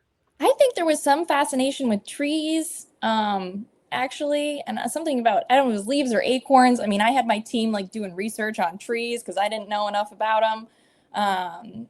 Sometimes we talked about what was in the catalog. I mean, as a paranoid schizophrenic, actually, he was pretty pleasant. He was paranoid, but he was also very upbeat. So he was easy to talk to. I think that was a plus, but it was just kind of random, right? A lot of times it doesn't make sense. Or if they are maybe having psychotic symptoms, but also manic with bipolar disorder, that makes a difference too. They're incredibly tangential. And so it's just, you kind of go where the wind blows you, trying to bring them back to what your goal is and redirect. I think that one thing that this scenario did do well at this point in time is how Teddy starts to get overwhelmed, right? Yeah. So you've got Spencer talking to him, you've got the phone ringing, you've got, Josh over in there blabbing, the psychiatrist is bleeding out. So I think that there's a lot of stimulation, and at that point he's already agitated by his hallucinations and everything kind of going on. Even at one point, he's like, "It's so hot in here," and I know that can be a tactic, right? Is to try to make people uncomfortable so that they'll come out. But that doesn't necessarily always work with people who are having, mental health breaks, because of the fact that they might be very disconnected from their body and the typical kind of situations where people would be uncomfortable, they aren't, or they can be hypersensitive to things. So actually, when I do my trainings with officers, a lot of I talk about is like trying to decrease stimulation sometimes in the mental health scenarios, because it can agitate them and make them even more impulsive, more paranoid, and more unpredictable. Yeah, 100%. And that's like why we train the way we train is we want less stimulation. Hence, just have me be the voice as the negotiator. Mm-hmm. And no one else talk, so that's something, again, I think they kind of missed a little bit on that. Is just, especially in regard to Teddy inside of this episode, if he's willing to dig into his arm, what looked like conservatively a couple of inches. Yeah. Mm-hmm. I don't like, what is heat in a room going to do for him? And I don't think any. Yeah. But if anything, like let's say we do actually end up getting Teddy on the phone, just some strategies, maybe like, hey, just have Teddy. Hey, Teddy, you're telling us all about this stuff. Tell me more about this. These agents telling you. Let them. It's okay to let them tell you what they see and talk about. That's what we want. We just don't feed into it necessarily. But if anything, get them talking, kind of thing, right? Do you have that's super helpful for me. Do you have a really good sample of that? Because again, we've kind of glossed on it a couple of times where we can take in the content from the delusion, but we don't bury ourselves into it. It just be flesh that out. As simple as, hey, Teddy, you keep telling me like, you see these agents are following you around something. Just tell me more about that. What are you seeing? What have you experienced? And he's just going to tell you a story. I mean, Morgan, versus what else would you have? Versus what you shouldn't say, which is what? Yeah, I see all these people too, and that kind of thing, right? They're so tall. You're feeding into the whole thing. Yeah. We are going to pull a chip out of your arm, right? Like that's what I'm saying is I think this whole going and pulling a chip out of his arm, by the way, after assaulting him with a scalpel, not so awesome. No, right? Definitely not. No, okay. That's a mind fuck right there. I mean, poor guy who's been institutionalized. Now he's like, it was true the whole time. And right, it was true the whole time. That 9 years we just wasted, right? Yeah. So I mean, joke's on you, Teddy. It was really there, right? The whole Perry Mason moment that Teddy now lives with, which is, oh yeah, you thought I was delusional? Well, whoosh, Right. Slaps down the chip in front of every single doctor he's ever talked to. So not recommended. Just anybody thinking about pulling the chip out of the thing we do not recommend this, please. No. I do think, Pat, getting back to your question of like what would you say? I think you can do a lot of validation. That sounds really scary. I can tell, you feel like there's a lot of people after you, or there might be something in your body. I would imagine if that were me, I would be really terrified. Tell me more about that, right? And so people can't argue with validation. Right. I love that. More importantly, it allows them to take their mind off of whatever's around them and then to focus on telling you what it is they're thinking. So again, the attention span is, especially if you're on the phone, it's about talking to the person on the phone. And if you still got the gun in your hand, you're at least thinking about what is around you because you're thinking about what you want to tell them versus whatever anybody else inside the room would be doing. I love all of that. Yeah. So, okay. So our psychiatrist gets shot. She's in a clump. They do, I guess, somewhat attend to her, whatever. As Band-Aid. Bleeding out, whatever. Then the phone rings, and then Teddy shoots the phone. I think, again, like, I don't know what else we can do to, like, make this a no-win situation. Now we've just, there goes any communication lack of. I got to tell you, we didn't look at the phone manufacturer, but not so awesome that it's down for the count with one shot and smoke coming out of the top. Yeah, well, you'd be surprised some of the things we've had happen to our phones. Right? Really? Guys just throwing it up against the wall, knocking it out. A lot of delicate features in there. We've had one of our SWAT guys try to throw it through a window, missed, and it hit the wall, and it knocked the phone completely off kilter and didn't work. So I mean, it's just not some great technology that we don't have this super great NSA super robust phone. Yeah, it's not. Isn't like that amazing? Because I'm telling you, with this case on my phone, I can throw this 300 or 400 miles and it'll be just fine. Yeah. Wow. Yeah, that's what they say until it doesn't. Right. But I got insurance, Pat. Right. I got insurance. Yeah. Smart. So he shoots the phone. It's getting worse, right? And now all of a sudden he's talking to Leo. Like Leo's sitting next to him, and they're talking. And Spencer picks up on this, and Spencer kind of realizes, oh, okay. So again, he plays into the delusion, right? Oh yeah, I see him. He's right over here. And what's he telling you? What are the voices telling you? I've heard the voice. And then now Spencer is validate. Well, I guess I don't know if he's validating or saying I hear. He's buying into it. Yeah, right. Yeah. So that makes that even worse, and then going back to the scene, Gideon's like, I'm going in because things are getting bad. So now let's make it 3 FBI agents that are going to go, because he takes his gun. I don't know if he caught this, but he takes his gun off and he's going to go in too. Like Devil May Care strides towards the train car. Right. Oh, hey, let's go. Right. So and nobody stops him, dude. No. Yeah. Right. No. Where's anybody? Right. No scene whatsoever, structure or whatever. Yeah. Well, and I'm also like, why then? We've had 2 people shot. Right. And and we've now waited even longer. And he's like, right. All right, now it's time. And now it's serious. I think now, Oh, and then Mike did bring this up. What did he say? He's going to commit suicide, then kill everyone. It's like, well, wait a minute. If that happens, as long as it's suicide first, then he can kill everyone. Yeah, that's fine. So obviously they mixed that up. They should have said he's going to kill everyone, then commit suicide. Yeah. But it's just not proper. Like semantics. Right. Yeah. So then Spencer gets into this whole. What was it? String theory and M theory. So obviously, I don't know, anybody here really caught up on the whole string theory, M theory? I am, but I don't have enough time to explain it to you because you're not smart enough. Okay. Sorry. I would definitely go with that. But I did use the Google. So the Google, just so everyone's aware, what string theory is it's a theoretical framework in which the point-like particles of particle physics are replaced by one-dimensional objects called strings. String theory describes how these strings propagate through space and interact with each other. Again, that did nothing at all for me to explain what string theory is, so that made it even more confusing. So then let's throw M theory in there, and it's a leading candidate for a theory of everything, unifying all 5 superstring theories into a single framework in 11 space-time dimensions, proposing that fundamental reality consists of vibrating strings and higher dimensional objects, brains, rather than point particles, aiming to reconcile quantum mechanics with general relativity. Again, did not help me whatsoever. But now go ahead, Morgan. I'd like to hear what go ahead. Well, the only thing I can relate it to, isn't it that the M theory based off of like Matthew McConaughey's movie where he's in space and he's like sent off to find like another planet to live on? Right. Mm-hmm. Interstellar, yeah. And isn't that string theory where at the end he's like in the strings? Okay, see. Okay. I'll have to watch that again. And But maybe Mike, you could give Pat the kind of layman's. No, what I can tell Pat though is, I know that we're all confused with string theory and M theory. The bottom line though is that if Pat had an MIT sweatshirt, everything would be fine. Yes.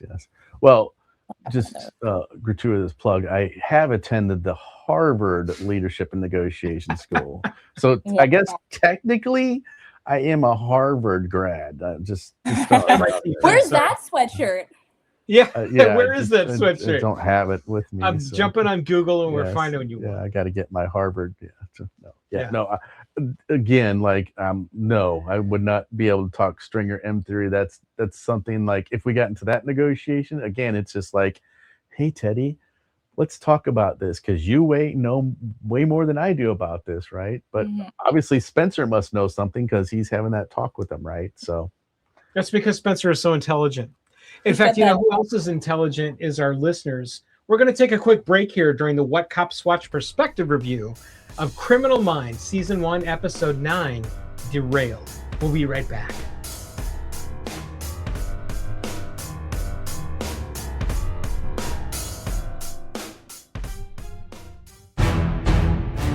Editing podcasts can be rough.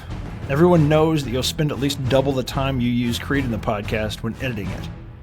Then there's the control freak factor and the gotta get it right the first time factor. And well, it's time to shove all that out the door and make your podcast soar with the Editor Core. The Editor Core is a talented, experienced team of podcast editors that have edited tens of thousands of hours of podcast content, and they're ready for yours now. Check out editorcore.com because it's time to make your podcast soar. Editorcore.com. That's editorcore.com.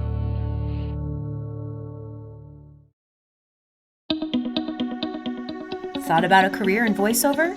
Need a great, cost-effective on-hold message for your organization or business? Don't know where to start?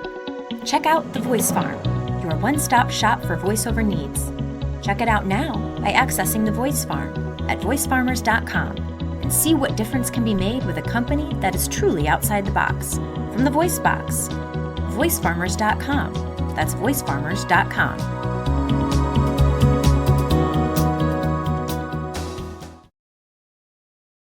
Wouldn't it be cool if your advertising could last forever? It can, with perpetual advertising. Here's how it works. Magazine, radio, and television ads are efforts that people might see or hear once, and then they're lost forever. Perpetual advertising provides you with the chance for repeat exposure and replayability weeks, months, even years after it's originally inserted inside a podcast. So even if your advertising is included in a podcast years ago, those efforts are still impactful, providing you with true return on investment, real impact, thanks to perpetual advertising. Are you ready to change the way you and your company or organization advertises? Find out more and launch a unique perpetual advertising effort now by visiting twoguystalking.com/sponsors.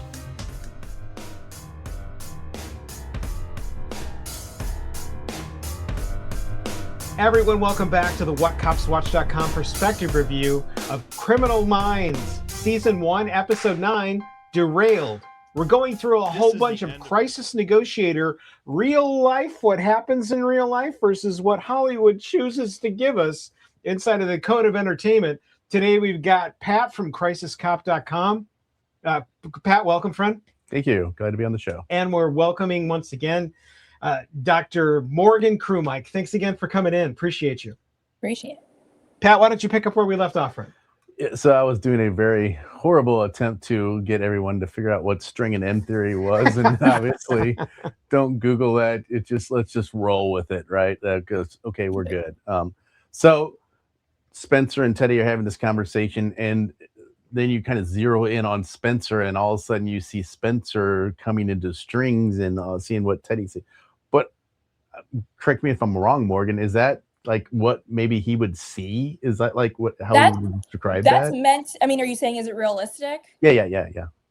I mean, truthfully, I can't speak to it because I haven't been psychotic. But what I do know is that I mean, I don't think there's a limit on it. So if that's what he sees, then it's possible. I've seen certainly one person who saw all sorts of sort of like animals and creatures that were, some of them very terrifying, but she would draw pictures of them to try to kind of communicate to others what she was actually seeing. And I mean, you couldn't make it up, right? It's nothing you've never ever seen before. Right. So I think for me, that at least captured that anything is game when it comes to that. So yeah, I'm I think not that's one to judge.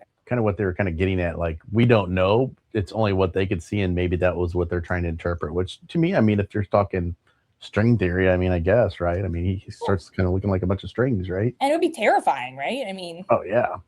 I love all of this, and again, it gets back to the movie, A Beautiful Mind, where what he happens to see is a little girl and an ornate series of people and things around him. And what I always think of, and the reason I think of this is because, again, that commentary track, what is it that John Nash was doing while he was experiencing all of these things? Was he cuddled into a ball, kind of just rocking back and forth inside of a dark room someplace? I love thinking about things like that because that's the piece of the story we never get inside of Hollywood. Yeah. And that's also why I think that commentary track is just solid gold, because they dig into all kinds of things like that. Morgan, I totally recommend it.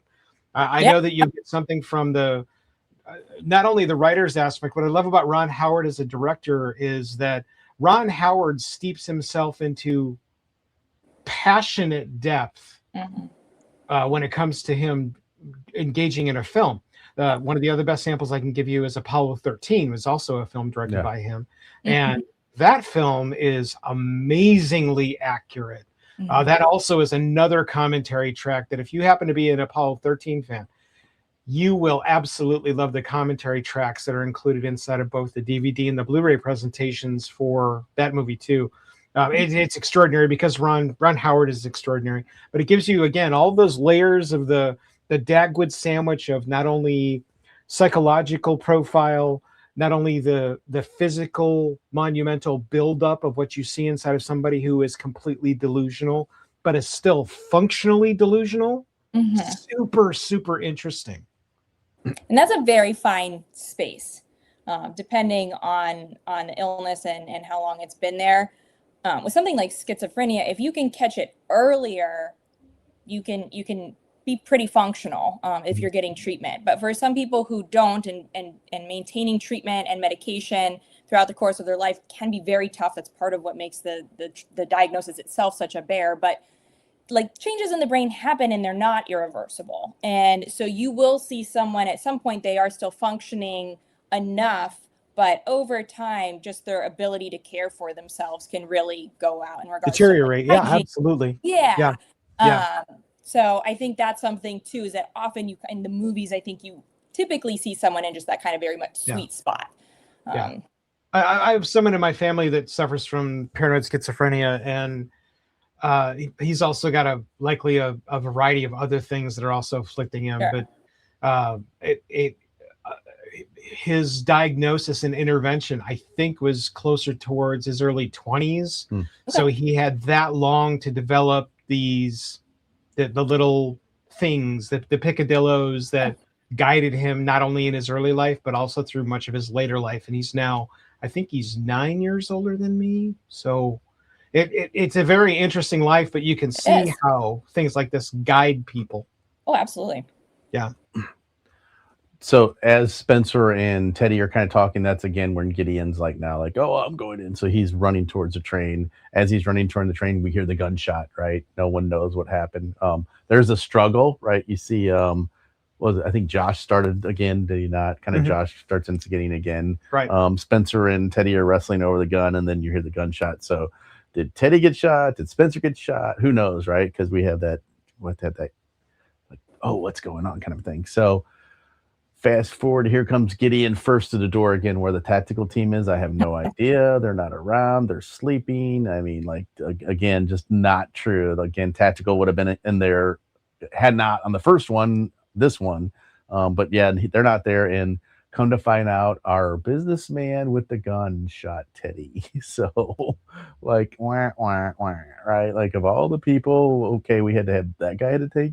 And the guy with the Bible. Right. Yeah. Right. So what kind of conundrum is that? Right. So I mean, no one else was stepping up. So true. I mean, I guess like, right. Seriously, I guess I'm as good as they got. Right. I think that's the piece of what I took away that was the giant negative of this was, I got to tell you, if I was on the train, I know it's just me, but I would take yourself back to right after 9/11. I can remember when people were flying planes and just traveling. Yeah. And I would say the words, but I wasn't joking. Take the plane. So someone would go, "Yeah, I'm flying to Dallas next week," and whatever they're going to tell me, and I go, "Oh, okay. Well, take the plane." I was not kidding when I was saying the words "take the plane," because you either take the plane or the plane's going into a building. Right. Yeah. So I am one of those guys. I would have been someone that would have been one of the people on Flight 93 where we're making sure that we're going to do our best to get back control of the plane, period. Yeah. Whether that mean the plane went down or not, who knows? But we're not letting this plane get someplace where it's not supposed to. Plus, I want to live. Yeah. And the only way to do that is to take the plane. And that's one of the pieces I would have loved to have seen something represented by, even if they got killed. I guess maybe the guard falls into that category, but the guard wasn't involved in the scenario. He just he got shot because he needed to get his gun. Right. And unfortunately, I travel a lot sometimes. I'm on a lot of planes, and I don't know what you want to categorize this as, but the first thing I do when I sit down is I'll start looking around the plane thinking, who's on my side?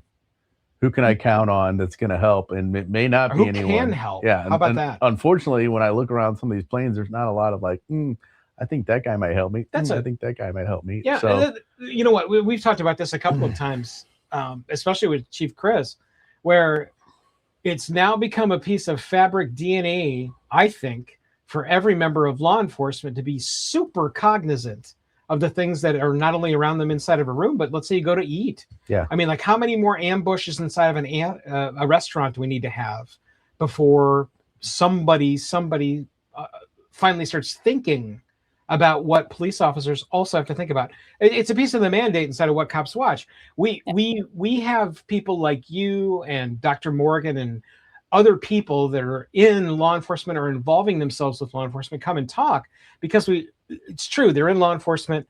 They're showcasing their skill sets inside of the public, but behind the veneer of a badge and a duty belt and a police car, it's just a person. Right. And that's what I love about WhatCopsWatch.com content is because you literally get the introspection to see that while Pat is now a retired lieutenant from a reasonably robust Metro Police Department, he's just a dude that's watching television like the rest of you idiots on television. Yeah, pretty much. Yeah.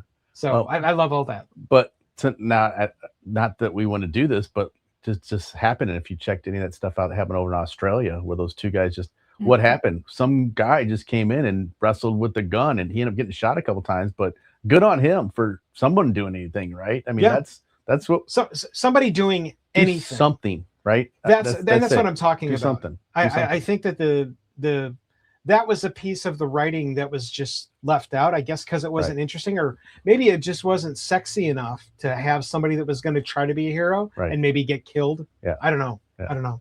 But again, when we could go down this rabbit hole of, unfortunately, situational awareness, like most people have no idea what I'm even talking about when I'm talking about situational awareness. You watch these people that are crossing the street with their phones and buried in their phones. Buried in the phone, yeah. No one's paying attention to what's going on, and then when you were to get assaulted, it's like, well, why did that happen? It's kind of situational. Weren't paying attention, stuff, right? Yeah, 100%.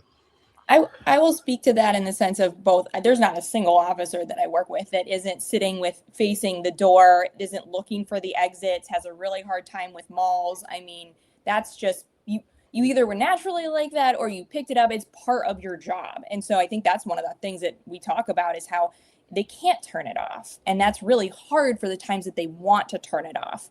And they can't just be with their family and kind of be present because they're always scanning. And I will give a little nod to, like, I do think situational awareness is something that I think as a female in our society, you do have. There is something that is a privilege that men often don't, of walking down the street and you are looking, who's coming at me? How are they looking at me? How close are they? If they're making comments, what's in their hands? How far did they walk behind me? Who's coming up behind me? How dark is it? All the exit keys in the hand. I mean, it goes on and on and on. So I think that situational awareness piece is something that is super prominent and just par for the course for law enforcement in particular. There's something that I speak to. I'm a professional firearms instructor, and when I have students and we start talking about distances and how far you want to shoot, I always mention 7 yards as what is known as the average. Unfortunately, currently the concealed carry incident distance is about 9 feet right now. So that's way closer than 7 yards. Yeah. But the reason I bring up 7 yards is because 7 yards is also what just about every police officer is now scanning and paying attention to in a circle around them. So whenever I say that, I can watch the light bulb moment for people when I tell them those words, because they suddenly get it. They go, well, if I had to pay attention to 21 feet around me every moment I'm alive and in my car and wherever else, I guess I'd be a little on edge too. Yeah. Exhausting. That's the whole point. Yeah. Like it's not fun to take your family to the movie theater because I'm too worried about if something happens, which exit are we going out? And not only that, where am I going to put them? And right. Not only which exit am I going out, how am I going to protect them? Yeah. Right. Yeah. No, I totally get it too. Yeah. Totally get it. So we're back. Gunshot. What's going on? Gideon comes in and we find out our guy shot, our business guy shoots Teddy. We're not sure. Did Teddy live? Where did Teddy even get shot? No one knows. It's kind of a thing. I had surmised that he got shot in the crotch, mostly because the most sense. I didn't check, but if it was a woman writer, then nut shots are always good for entertainment. Thanks. Okay. Well, sure, you're welcome. I'm never on a TV show because I don't want that to happen. I guess, right?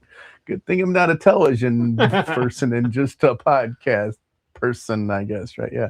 So now so then we do find out Teddy's alive. He's in a stretcher. Still not real sure where he got shot. Strapped down. Blood. Yeah. That was at least good. Yeah, but still there's no blood. There's whatever happened. No. Don't know. Teddy's fine. And then our guest, our psychiatrist, is fine because she's also on a stretcher and kind of not talking and just fine. Yeah. And then we see Elle and Spencer sitting in the trunk of a car, which I don't know if anybody's sat in the trunk of a car lately. I've never sat on a trunk of a car I've sat on the top of a trunk, but not when the the back's been up. And like to meet me, just as clumsy as I am, my ass would fall in the back, and like next thing you know, I'm going down the road in the trunk. But but so they're sitting in the back of the trunk having a little discussion, and she's to how he saved her life and whatnot.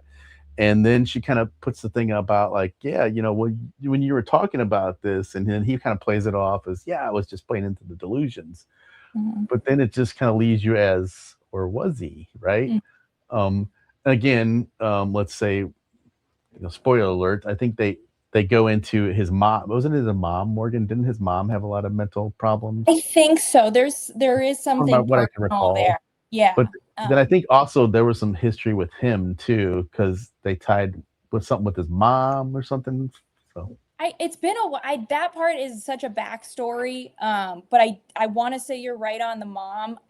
I would find it hard to believe. They definitely elude you at the end for you to be like, wait, does he have like psychotic symptoms or a past there that would make you be like, I mean, I think you would have been probably flagged at this point in the FBI. You would think so, right? Wrong. Right. But it's a very kind of like head scratcher, like make you think for a moment what's really going on there. They don't answer it. And I think I would be wrong, Pappet. It's a while down the road that they bring in that part. Yeah, it's a couple you don't find out soon. I think. Yeah, right. Yeah. In general, in TV writing, I kind of like when they'll long stuff things like that, because I like, again, the samples.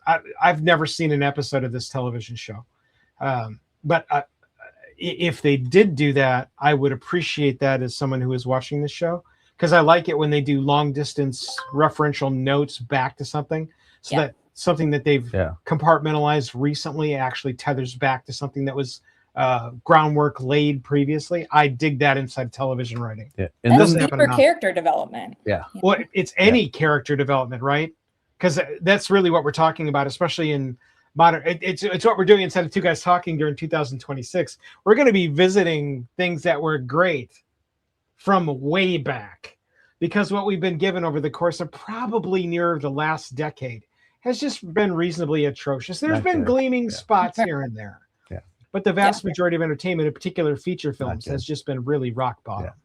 Yeah. And then to top this off, they end it with an Albert Einstein quote that makes you even more question it, because it's basically a question that drives me hazy: am I or the others crazy? And that's what it kind of leads off. It ends with that. So then that really does give you that what's really going on with Spencer, right? Because there's some more to that. So it kind of leaves it a little bit open, I think.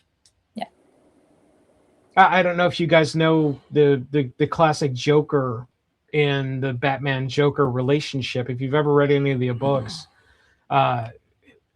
it smells very much like that, and I like that. I like the sprinkling of the Joker-esque pixie dust inside of something like this, so that eventually can that dude, after he gets fired or excised from the FBI, can he become the arch villain of this team? See, I don't know. I don't know where they took the series, but if they did take it in some direction like that, wouldn't that be cool? And I'm like, hell yeah, that'd be cool. I don't think it goes that direction as much as it is. This isn't, I think often in any scenario, when there's a good guy or a bad guy, right. I'm not like that. Yeah. And we do everything we can to distance ourselves from whatever that is, and come up with all the reasons why they were wrong and that would never happen to me, or I could never do that. So I think that little sprinkling that you talk about, Mike, is closing that in. Like, maybe we're more similar than we actually want to realize. Right. And that part of it is what gets people kind of emotionally activated, I think. And that is that hook. Yeah. Again, to go back to hooks, one of the things that's been brought up in stories forever, especially before, say, probably 2015 and way back, is that the concept of good and evil are sides of a coin. And that's, again, to go back to more Batman lore, we start talking about Harvey Two-Face. And Harvey Two-Face is based specifically on things only being the throw of a coin. Right. The problem is that the coin is fixed, right? And so, I love it. I love it. And I'd love it even more if something like Criminal Minds would bother to spiral into something like that. I think it would turn into that, the season 3 of Dexter, where it really started to spin storytelling on its edge. Yeah. Where you get into 4 or 5 episodes of that series, and that season you go, well, wait a minute, I'm rooting for the serial killer? Right. Yeah. And I love all the things like that, and I think we're missing a bunch of things like that. Yeah, it's kind of I have to go back, and maybe or maybe even Ava knows, like with Hodger and his family that gets murdered, and obviously he goes down a big spiral there. And I can't remember if he then kind of he career-wise can't really function, I think, but if he then kind of goes down the spiral of I'm going to find that guy, he gets obsessive about it, and then he is the murderer, right? He's looking to play that role. And so I don't remember where that leads, but I don't remember either. It could head that direction, Mike. They just it's years, almost decades of that, but interesting.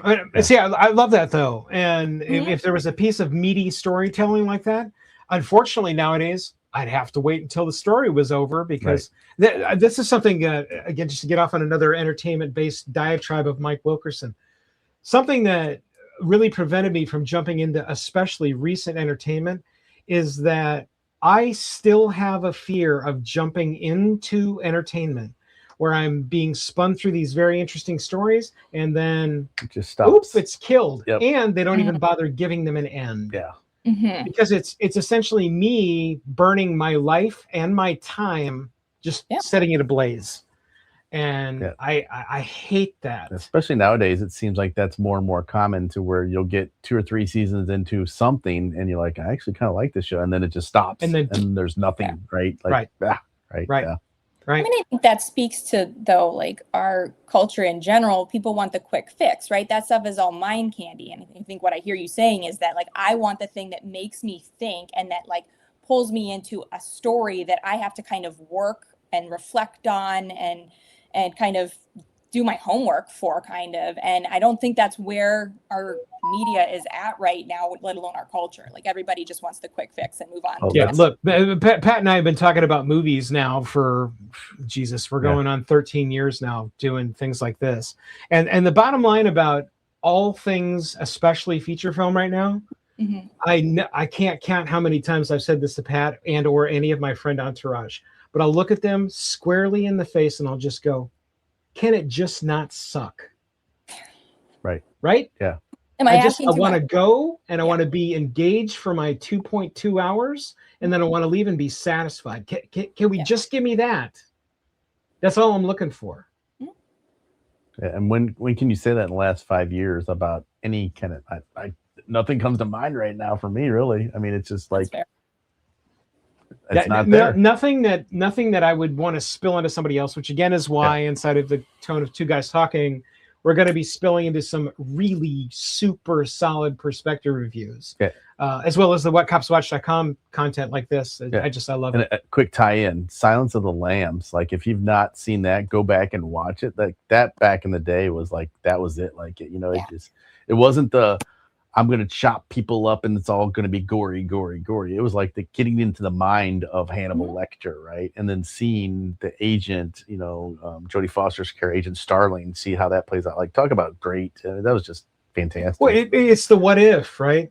That film is filled with what ifs, and it doesn't really pay anything through until you get maybe 85% through the film. And then they start stacking the blocks so you can start putting the pieces together. I love that. Something else that we're definitely, I'm sorry, go ahead, Morgan. Sorry, I was just going to say, like, and that's, I mean, obviously that's getting into the mind of a serial killer, but I think what's cool is that he's getting in the mind of Jodie Foster, right? And so you're learning about how her mind is working and turning as his is working and turning, and that intersect. And that's where you're like fascinated, right? Yeah, it's the coin. It's the coin concept. Something that I know we're also going to do, it sounds like you might have an affinity to A Beautiful Mind. And what I'd like to plan is a perspective review of A Beautiful Mind. I'm not kidding. I love that movie. The presentation of the film, the concepts that are presented in it, but then also being able to spill on the details of those commentary tracks onto just an audience that likely has never seen it, even though it came out in the 90s. I would love to revisit that. If you want to jump in on that, you let us know. Yeah, oh man, that's a fantastic one of my favorites. Excellent. Pat, what else you got in your notes out there? Y'all all right, so what we usually do is we always break down the good and the bad, and then we kind of at the end kind of say, was it really worth the watch or not? So if you want to start out with your good, Mike, what did you have for goods? Well, one, I love that they bothered to showcase crisis negotiation at all. Yes, yeah.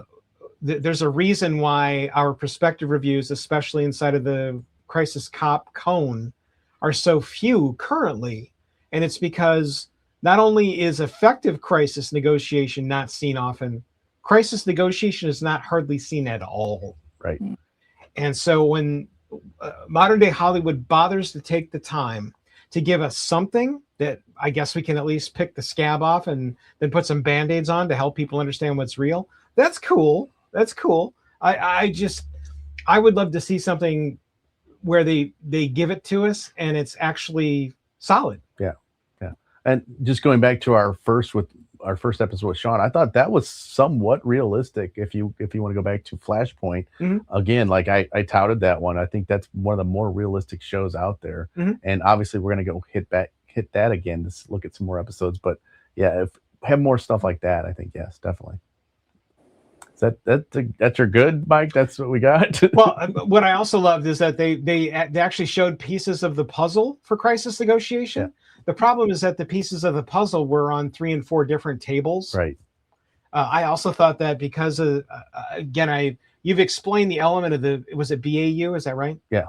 You've explained the element of the BAU, but in my opinion, they would never be involved here. They wouldn't go, wait a minute, put the stops on everything and involve these people in. Oh, and by the way, here's the keys to the city. Right. Yeah. I don't ever envision that happening. No. They'd be consulting at most. Right. Yeah. Well, they would go, please give us the aspects you think would be salient, not would you mind walking in there and assaulting that dude with a scalpel? Yeah, right. Yep. And by the way, now you're the negotiator too. So Yeah. Right. Yeah. And enjoy being a hostage. Right. Yeah. Other goods. I like that it was on a train. Trains are pretty cool because they're self-contained. Yeah. I also love that they bothered to cover the windows, so it wasn't just wide open windows where they could have taken a shot. What they could have done if the windows were open, they could have had where they've got two snipers, and now what they would have is where the first shot takes the window, the second shot would take the hostage taker, and everything's done and done, right? Yeah. So I dig that. I think also that we were you're giving kind of some splash damage of what are real psychological, neurological issues here. I dig that, because again, anytime you can sprinkle on some vocabulary that allows someone to learn something that they clearly either didn't know previously or can now go find out more about what they're talking about. Mentioning John Nash was a really good sample. If you didn't know anything about A Beautiful Mind, you now have the movie mentioned, but then also John Nash mentioned, so you can go and see what the reference is. Yep. I like that. Go. Morgan, what do you got? I think similar to you in I'm pleased that they brought in mental health. You talk about negotiations being, so much more in the shadows and them trying to bring it to the forefront. And I feel like mental health is even further back there. So although, not the most accurate depiction, it was still a depiction, and it wasn't horrific and reinforcing a stigma. Stigma was still there. And even things, like I said, like a psychotic, we don't use that language. So, I mean, things that obviously I'm going to kind of be nitpicky on, but I was pleased anytime I can see mental health getting more attention and kind of just bringing it to the forefront as part of destigmatizing it. So, I thought that was a positive. And then, I do like the different, you see kind of the different communication between the negotiators and BAU and tactical. Not necessarily realistic, but at least you do see some of the players that can come together and work as a team. So I thought that part was kind of nicely fleshed out just a little bit. So I think those are probably and those are going to be my main pros. Something I wanted to throw in on what Morgan's talking about too, in regard to involving mental health professionals. That's something that has only, I think, maybe in just the last year, Pat, really come further to the forefront side of the training that we're doing, where in addition to there being slam full of 4 and 5 teams of, obviously, they're law enforcement based professionals. So dispatchers, lieutenants, people who have an interest in having crisis negotiator included in their jacket skill set. Bringing in mental health professionals is not only something new. Remember that whole grinding of knuckles against thing that I was talking about, where you've got the crisis negotiator set, and then you've also got the TAC team? Well, throw in another, Lord of the Rings army-like people, where they've got their own picadillos and their own needs and wants and requirements. Well, now you've got a 3-tiered thing that has to be wrangled.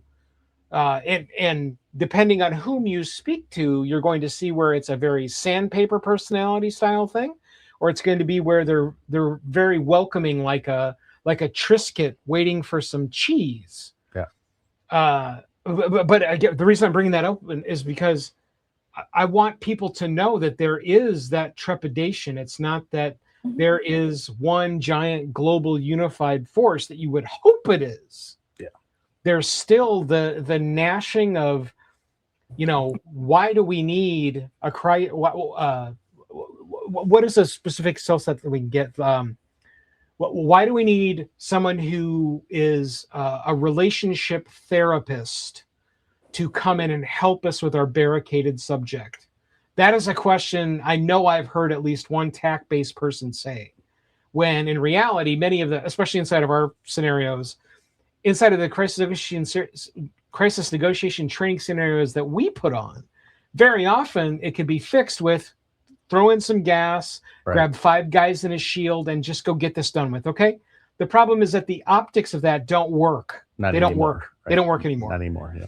And so there has to be a solution between the hardcore go in tack and what is the other side now with mental health professionals, and hopefully working that in tandem with the crisis negotiator in there as the dude literally at the microphone, making all of the pieces work together. Mm-hmm. Yeah. And it is funny you bring that up because, gee, funny we're bringing it up, right, Morgan? We're actually, me and Morgan and a couple other people, we're building this whole big thing in the negotiation world. But our first project was developing a standard policy for agencies to use to how to incorporate this. How do we get mental health people on a team? Because we started doing surveys maybe only two or 3 months ago with different classes, and the majority of teams do not have a mental health person or access to a mental health person. So my opinion, and I know Morgan's going to kind of second this, is that we should have mental health people on the team. We're at that point now where it's another tool in the toolbox. If you want to look at liability wise, why wouldn't you cover yourself to have that extra person there? And so that's something that we're striving to do. And again, it's just going to take time. But I think the more progressive, proactive teams, they're way ahead of the game. Mm-hmm. They've been doing this there's some teams that started it like on the onset, like in the 80s, 90s, they had psychologists on their team. They were way ahead of the curve, but unfortunately there's not a lot of teams that are that progressive, and now we're kind of behind the 8 ball, so we have to start pushing people towards that. Mm-hmm. And just the benefit of having that, like, let's get more people on the teams and have that extra tool that's there to help us, kind of a thing. Yeah. I love that you mentioned the word tool, because I think it's just like anything else. It's very much like podcasting for me, where I have some knowledge of crisis negotiation only because I've been working with you for 5 years as helping to train them as a role player. But crisis negotiation itself, I'm not the specialist. And so I have to go and grab someone else that I can put into my tool belt so that when I want to talk about or reference it, I pull it out and use it. And I think it's folly that a department wouldn't want to have someone like Morgan, even if what Morgan is doing is she's just providing some consultation to feed some perspective in about a situation. I think that's stupid. I think that's ignorance. I think it's built on the concept of, rather than, it's not about giving Morgan the microphone. Right. It's about utilizing her skill sets, her perspective and knowledge base to try and build the solution that we have to get the person out, as well as anybody that might be a hostage as well. And I think that's got to be the front end piece of that conversation, right? I mean, I think why wouldn't you want more tools? The more the merrier. And then you've got just this kind of beautiful array for all of the unique situations you're going to come across, right? None of them are the same. And I think, to your question, of like people asking, why would you want or need someone like that? Because you've got this much time to build a relationship and rapport to try to get someone to come out in the least violent, dangerous way possible. So you better be very smart about how you approach that and the tools you use to do it under that pressure. So that, to me, it's kind of like, well, why would you want a cardiologist? No, I don't want a PCP going in and doing a triple bypass. I mean, they can do it. They went to med school, kind of. I mean, they went to med school, but can they do it? I mean, kind of, maybe. Right. But again, like, the more training and education anybody has, and the more tools you have in the toolbox, the better. So I think that, yes, at this point, the people who don't, or kind of keep it at arm's length, to me, you said sandpaper is a good way to put it, but there's some sort of threat there. Like, why are you so resistant to it? Yeah. I think the proposition also becomes an either or thing, where it's either going to be Morgan on the phone or it's going to be Pat on the phone. When in reality, that's not the reality at all. Right. And I always hear this, where someone will say, yeah, they're going to send in a counselor instead of a cop. I don't think you understand the picture that is actually being painted here. Mm-hmm.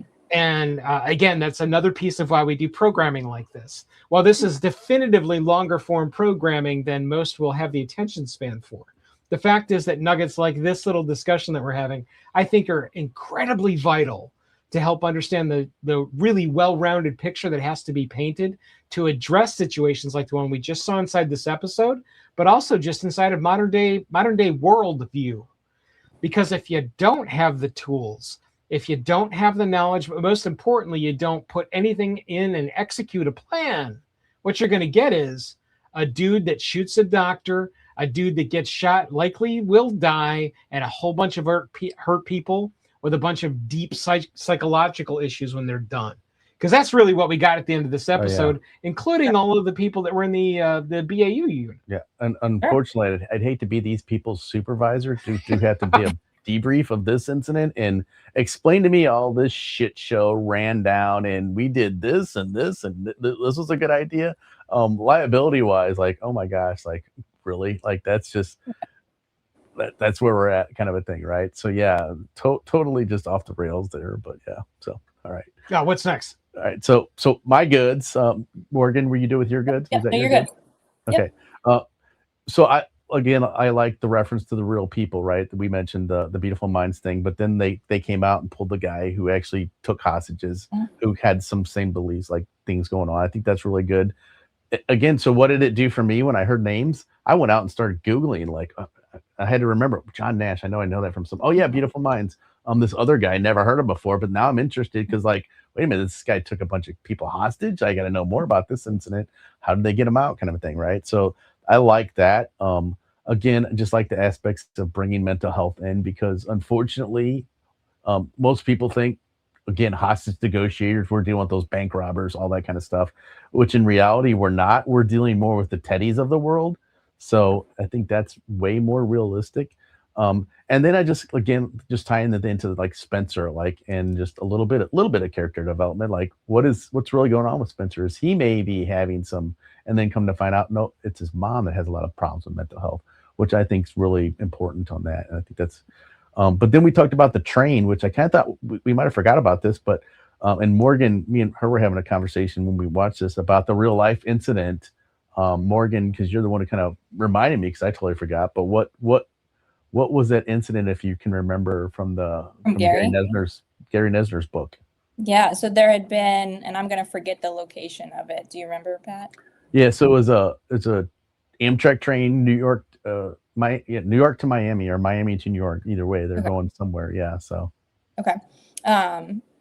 And basically and again, my memory is going to be fuzzy. You just talked to him, so you probably remember more.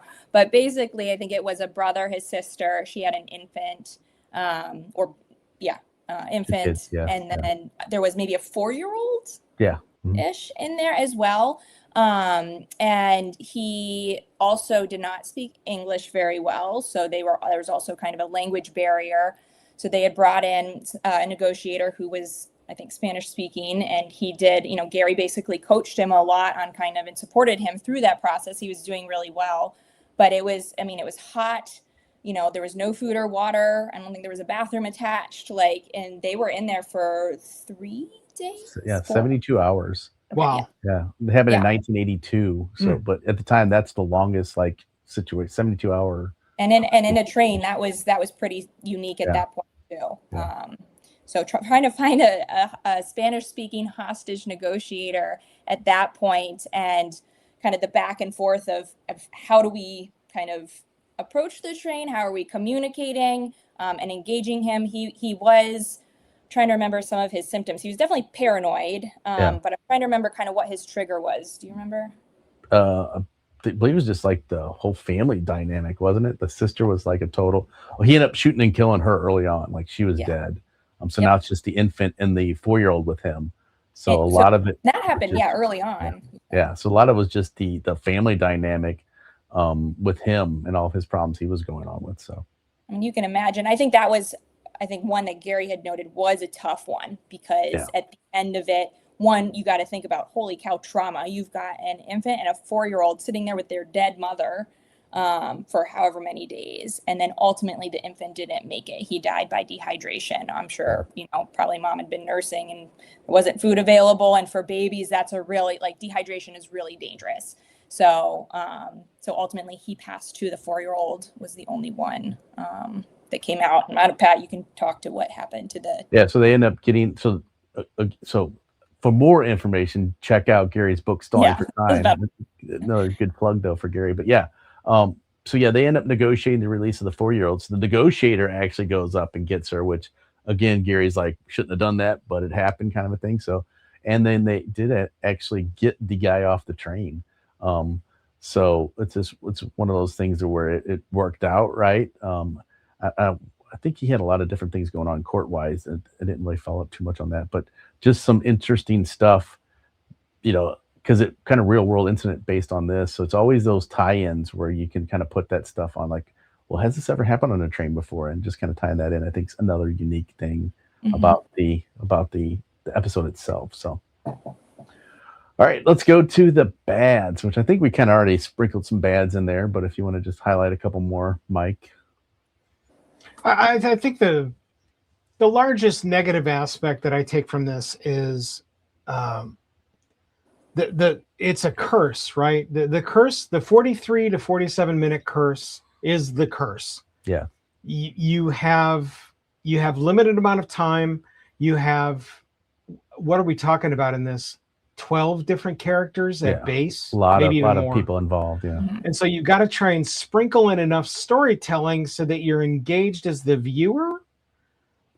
But seriously, if you step back outside of what we just watched and you ask, what kind of character development did insert name of character have? ? And then you would run through that. The answer is sadly not a whole lot. Yeah. Each of the characters I think is painted very thinly. There's the shit disturber guy that's sitting next to Josh. To what is Josh, the alcoholic? Josh is the alcoholic guy. Yeah. Okay. Yeah. So there's him. There's the businessman that eventually ends the threat, which we get really nothing from. Yeah. You get the pregnant religious. Nothing. Mostly nothing. Yeah. You get the FBI agent, which I'll get to another negative there, and the doctor, and not really a whole bunch else, including the team. So that if you're someone like me that's never seen the program, I'm kind of able to identify some of the models of the people that they're using inside of the show, but I don't really get anything from any of them. Yeah. I think the goofy one at the end with the "Am I also involved?" / at the end, I thought he had the most development just because he had the most screen time. Yeah. Another negative, assaulting anybody with a scalpel. Yeah. In addition to assaulting with a scalpel, would it really have been that hard to grab his wrist and slit the guy's throat, or chop him in the arm, or do something with the scalpel? You're literally holding the man's wrist and you have a scalpel in your other hand. And the idea is to just open up and make believe that you're ripping out a chip in his arm. I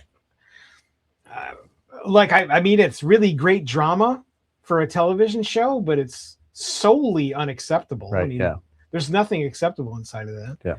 Yeah. To go back to the FBI agent, really? Well, what are the actual policy protocols for taking out your files, copious murder files with murder photographs? Yeah. And then bringing them open on a train while there's just anybody that obviously is also experiencing a murderous rage that morning. Yeah. Not so awesome. The protocols inside of a train. If you've not ridden inside of a train, there are security protocols inside of a train, none of which were observed. Right. And it gets back down to what can we showcase in 43 to 47 minutes? Right. And the answer is none of the security protocols. Yeah. Right. What do you got, Morgan? I mean, I think to me the biggest one was absolutely I'm going to take this person who's institutionalized for 9 years, which is an incredibly long time. Right. You've got a 2-year to a conference. You're going to go on a trip together. Such a breach of boundaries, in my opinion. You've been working with him for 2 years. you should have a way better understanding, whether you are working with him inpatient or outpatient, you should have a way better understanding of like what his delusions are, Right. how paranoid he is. I mean, and she talks about she's doing the conference to prove her theory. Right, which is so what? Yeah, so I mean, like, in that academic world, we don't do theories, we do evidence, we do research, we have outcomes, we have data. And it didn't sound like she was presenting. She was like, on that, it was like, it's that my theory is true and he's an example of that. And that's where Josh was like, that's an example of someone who's stable. Right. Yeah. Josh had a good point. Right. Yeah. Josh knew more than the psychiatrist, unfortunately. Yeah, he should have been way more stable. Someone to have that big of a psychotic break like that from 0 to 100. Yeah, I think one of the first questions she would have asked would have been something like, hey, do the guards on your train have firearms? Right. Yeah. Yeah. I mean, and even if she should have known either to not take him there or drive, like, why don't you get a taxi? I don't know, drive separate. Con Air or something. He's not going. Do we have any orderlies that can go with us maybe that might be able to, like, in case something were to happen, he could like maybe help out, right? And if you needed one, then you shouldn't be taking the trip in the first place. Right. But I think one thing that like caught me right out of the gate was like Spencer is a better doctor than she is. Right. Yeah. Like Spencer was picking up on stuff like immediately. Right. She's just like, just don't agitate him. Like, okay, thanks, doc. Like, so I could go on for that. I'm telling you, it's the money. She saw that money in the conference. She was gonna go across the country with this guy and making money on the conferences, right? Right, but is she gonna pull him out like the Elephant Man at the conference? What is she doing? That's what it sounded like, right? As you can see, here's my subject. I am awesome. What the hell was the plan there? I don't know. I don't. Yeah. So again, poor story in that regard, and I'm not sure. There's not that much money, Pat, in that presenting and conference. Right. Hopefully they bought her a hotel room. I don't know. Maybe a backpack. Yeah, right. Pat, what have you got for negatives? That's real funny, Morgan. I get the little dig. We're good. That's funny. Poor Morgan. So she comes to our conference, does a presentation. All the other speakers got a backpack. Somehow Morgan did not get her backpack. So now, again, that's another thing I'm going to be hearing about for the rest of my life is the Morgan not having a backpack. So, that's just the stuff I have to live with, I guess, right? What do you got for negatives, Pat? So just going back to like tactic wise is horrible representation. No different than negotiation, like no strategy whatsoever. There was really no negotiation. So and unfortunately this is what people see though. And that's what they kind of, this is how this works, right? It's just a shit show like this. And we're sending people in and getting scalpels out and that's the way it goes. So that was again, not the greatest. And then we've already done like this. I didn't care about anyone on the damn train at this point. Like, have a little bit of like, oh my God, I don't want this person to get hurt or what would happen. None of that. Like I could give a shit less what happened on that train. I mean, just for real, like, and the only person I really cared about was poor Spencer that they put in this like horrible dynamic of like, hey buddy, just go in and do what you need to do, brother. We have no plan. Like, unfortunately, I found myself in situations like that. So I felt for Spencer a little, but other than that, nothing at all. So, I mean, that's kind of where I was at. So, the operational pathos for this, for the people inside the train, just about zero. Yeah, right. I mean, and again, I think that's just that's the curse of the 47-minute monster. Yeah. So at the end of the day, we always just kind of wrap up because we always kind of want to correlate to the negotiation world. So at the end of the day, was this actually worth getting the call out to go and actually do this? Or was this just a horrible waste of resources and we would have been better off staying in the train station? So Mike, what do you got? I've got to tell you squarely that I'm far more appreciative of this episode capture than I am anything that we just watched. And I hate stepping on the throat of entertainment, but it's so easy.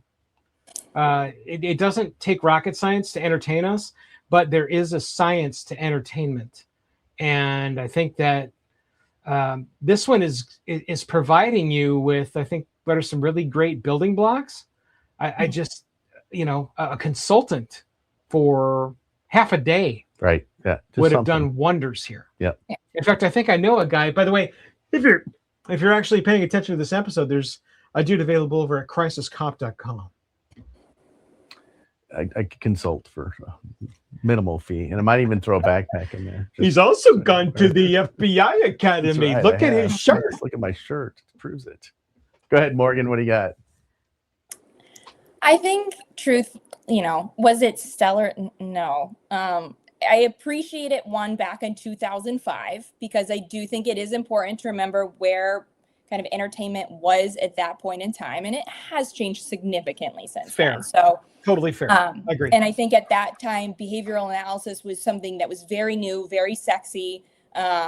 Serial killers too were kind of getting a new wave and a new kind of fist pump there, and so I think that I get it. I think also in general, taking one of these episodes and trying to pluck it from the series is horrific. It does best, building off of each other. And like, you need multiple seasons probably to really kind of have a love for it. So plucking one out, if that's all you're going to get, maybe not worth it.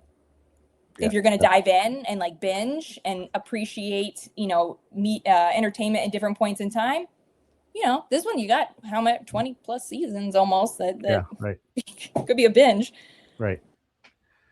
Yeah, no, and I agree. As far as what this episode brought was not a lot. Just in the negotiation world of the dynamics, not a lot. Even in the profiling world, not a lot. Like, what did the profilers add to this that make it why they were there? I have a comment on that. Plan, right? Like, hey, here's the shitty plan we came up with. We're gonna do this. Like, okay, well, yeah, I'm never gonna have a BAU person show up on any of my scenes for sure, because if we're getting because he's just gonna walk out there and solve the problem. Like, what the hell? Yeah. So again, now overall, I did like the series. Like I said, I used to watch it back in the day just because it was all about the early on about the serial killers and that mindset, and obviously it's still TV, but interesting as far. And they did do some character build up throughout the series, but the long game.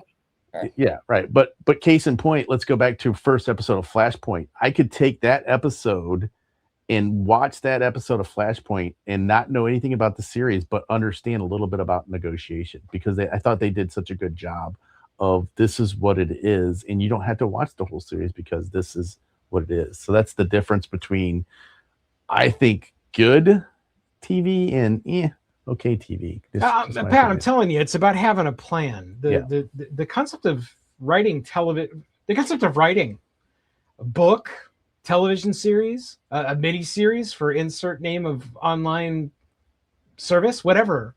All of it is about a plan, and whether or not the plan works and engages you without being beaten over the head with insert whatever the message of the week is. Right. And it is becoming increasingly difficult to try and navigate not only the existing water, but to try and want to step forward into the water. It's frankly what drove me out of being an ongoing regular entertainment critic. Because when I literally can't get in and bank on something being around for an entire season without being clipped in 3 episodes into a season, or just because it's Thursday afternoon, there will just now be no more episodes. Or worse yet, you get some decent storytelling, and then out of absolutely nowhere is a jerk of the wheel into the embankment for whatever reason, because that's what they chose to do. I'm looking for any entertainment that's given to us to at least somehow engage anybody for a period of time so that it's satisfying. Yeah.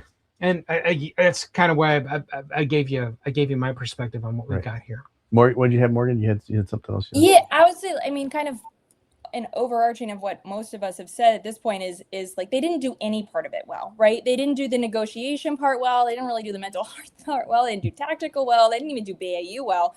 And the point that I laughed to myself watching it, I think the second time, was when they're going through profiling the people on the train and they're talking about the guy with the gun and the Bible and whatever. Those are beautiful balloons. Oh, what was that? I don't know. Where did the balloons come from? I think that comes from probably a hand gesture that you were giving. I'm not entirely sure. That was interesting. You made my hands down, balloons appear. Like that was This is magic.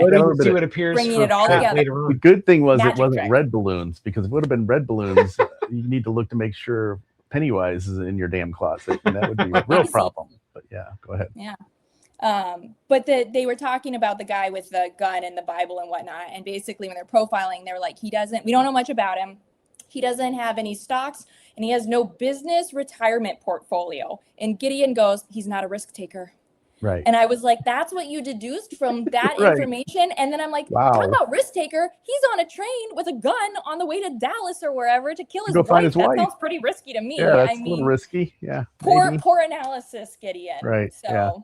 anyway, Point like I said, taken. I wish they'd done something well or a little Right. bit deeper rather than trying to make it so thin across the board. Yeah. Agreed. Fair. And really, that's where we actually ask you guys, what did you think was good and bad about this episode? Most importantly, what did you think in general of the representation of what's shown inside of this episode of Criminal Minds Season 1, Episode 9, Derailed? Go and watch it over on Hulu or Pat. Where else is it? It's over at Paramount Plus. You can go. Paramount Plus. You can also get it. We'll put links to both of those inside the show notes. And remember, if you happen to be watching via the video presentation, you can use the comments here below us inside of the video presentation. But most importantly, you can go over to the website over at WhatCopsWatch.com, click on the contact button, fill out the quick web form, and tell us all that you're thinking about this episode of Criminal Minds and what we're doing here at WhatCopsWatch.com. Pat, got anything else? That's all. Just make sure you check out the Crisis Cop podcast. We got a lot of good guests coming up. Jack Cambria, if any of you are familiar, from New York City, is going to be up next. And looking forward to another good year, 2026. Yeah, going to be super cool. Morgan, what else you got? Nothing. I just appreciate you taking the time and letting me be here. It's been awesome. Oh, it was a pleasure to have you. I look forward to having you on for more stuffs. And again, thank you for your work inside of the mental health work that you're doing. It is an unsung deed that unfortunately the sides inside of crisis negotiation haven't yet embraced to take on another tool inside of the tool belt. I so hope that changes soon because we need more people like you. Thank you. It's a privilege. Great. So until next time, I'm Mike Wilkerson, one of your hosts. I'm Pat Doreen, another host. Thanks for listening, and we'll see you next time.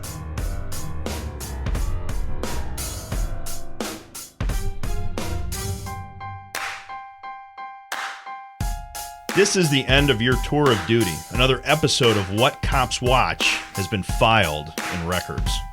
But another scene is taking shape. So many criminal stories, so little time. Check back again soon to WhatCopsWatch.com and join us back in the squad room for your next assignment. Don't be late. Are you a cop? You want to tell us about what you watch and why? Contact us by visiting WhatCopsWatch.com. And listen to the next episode of WhatCopsWatch.com.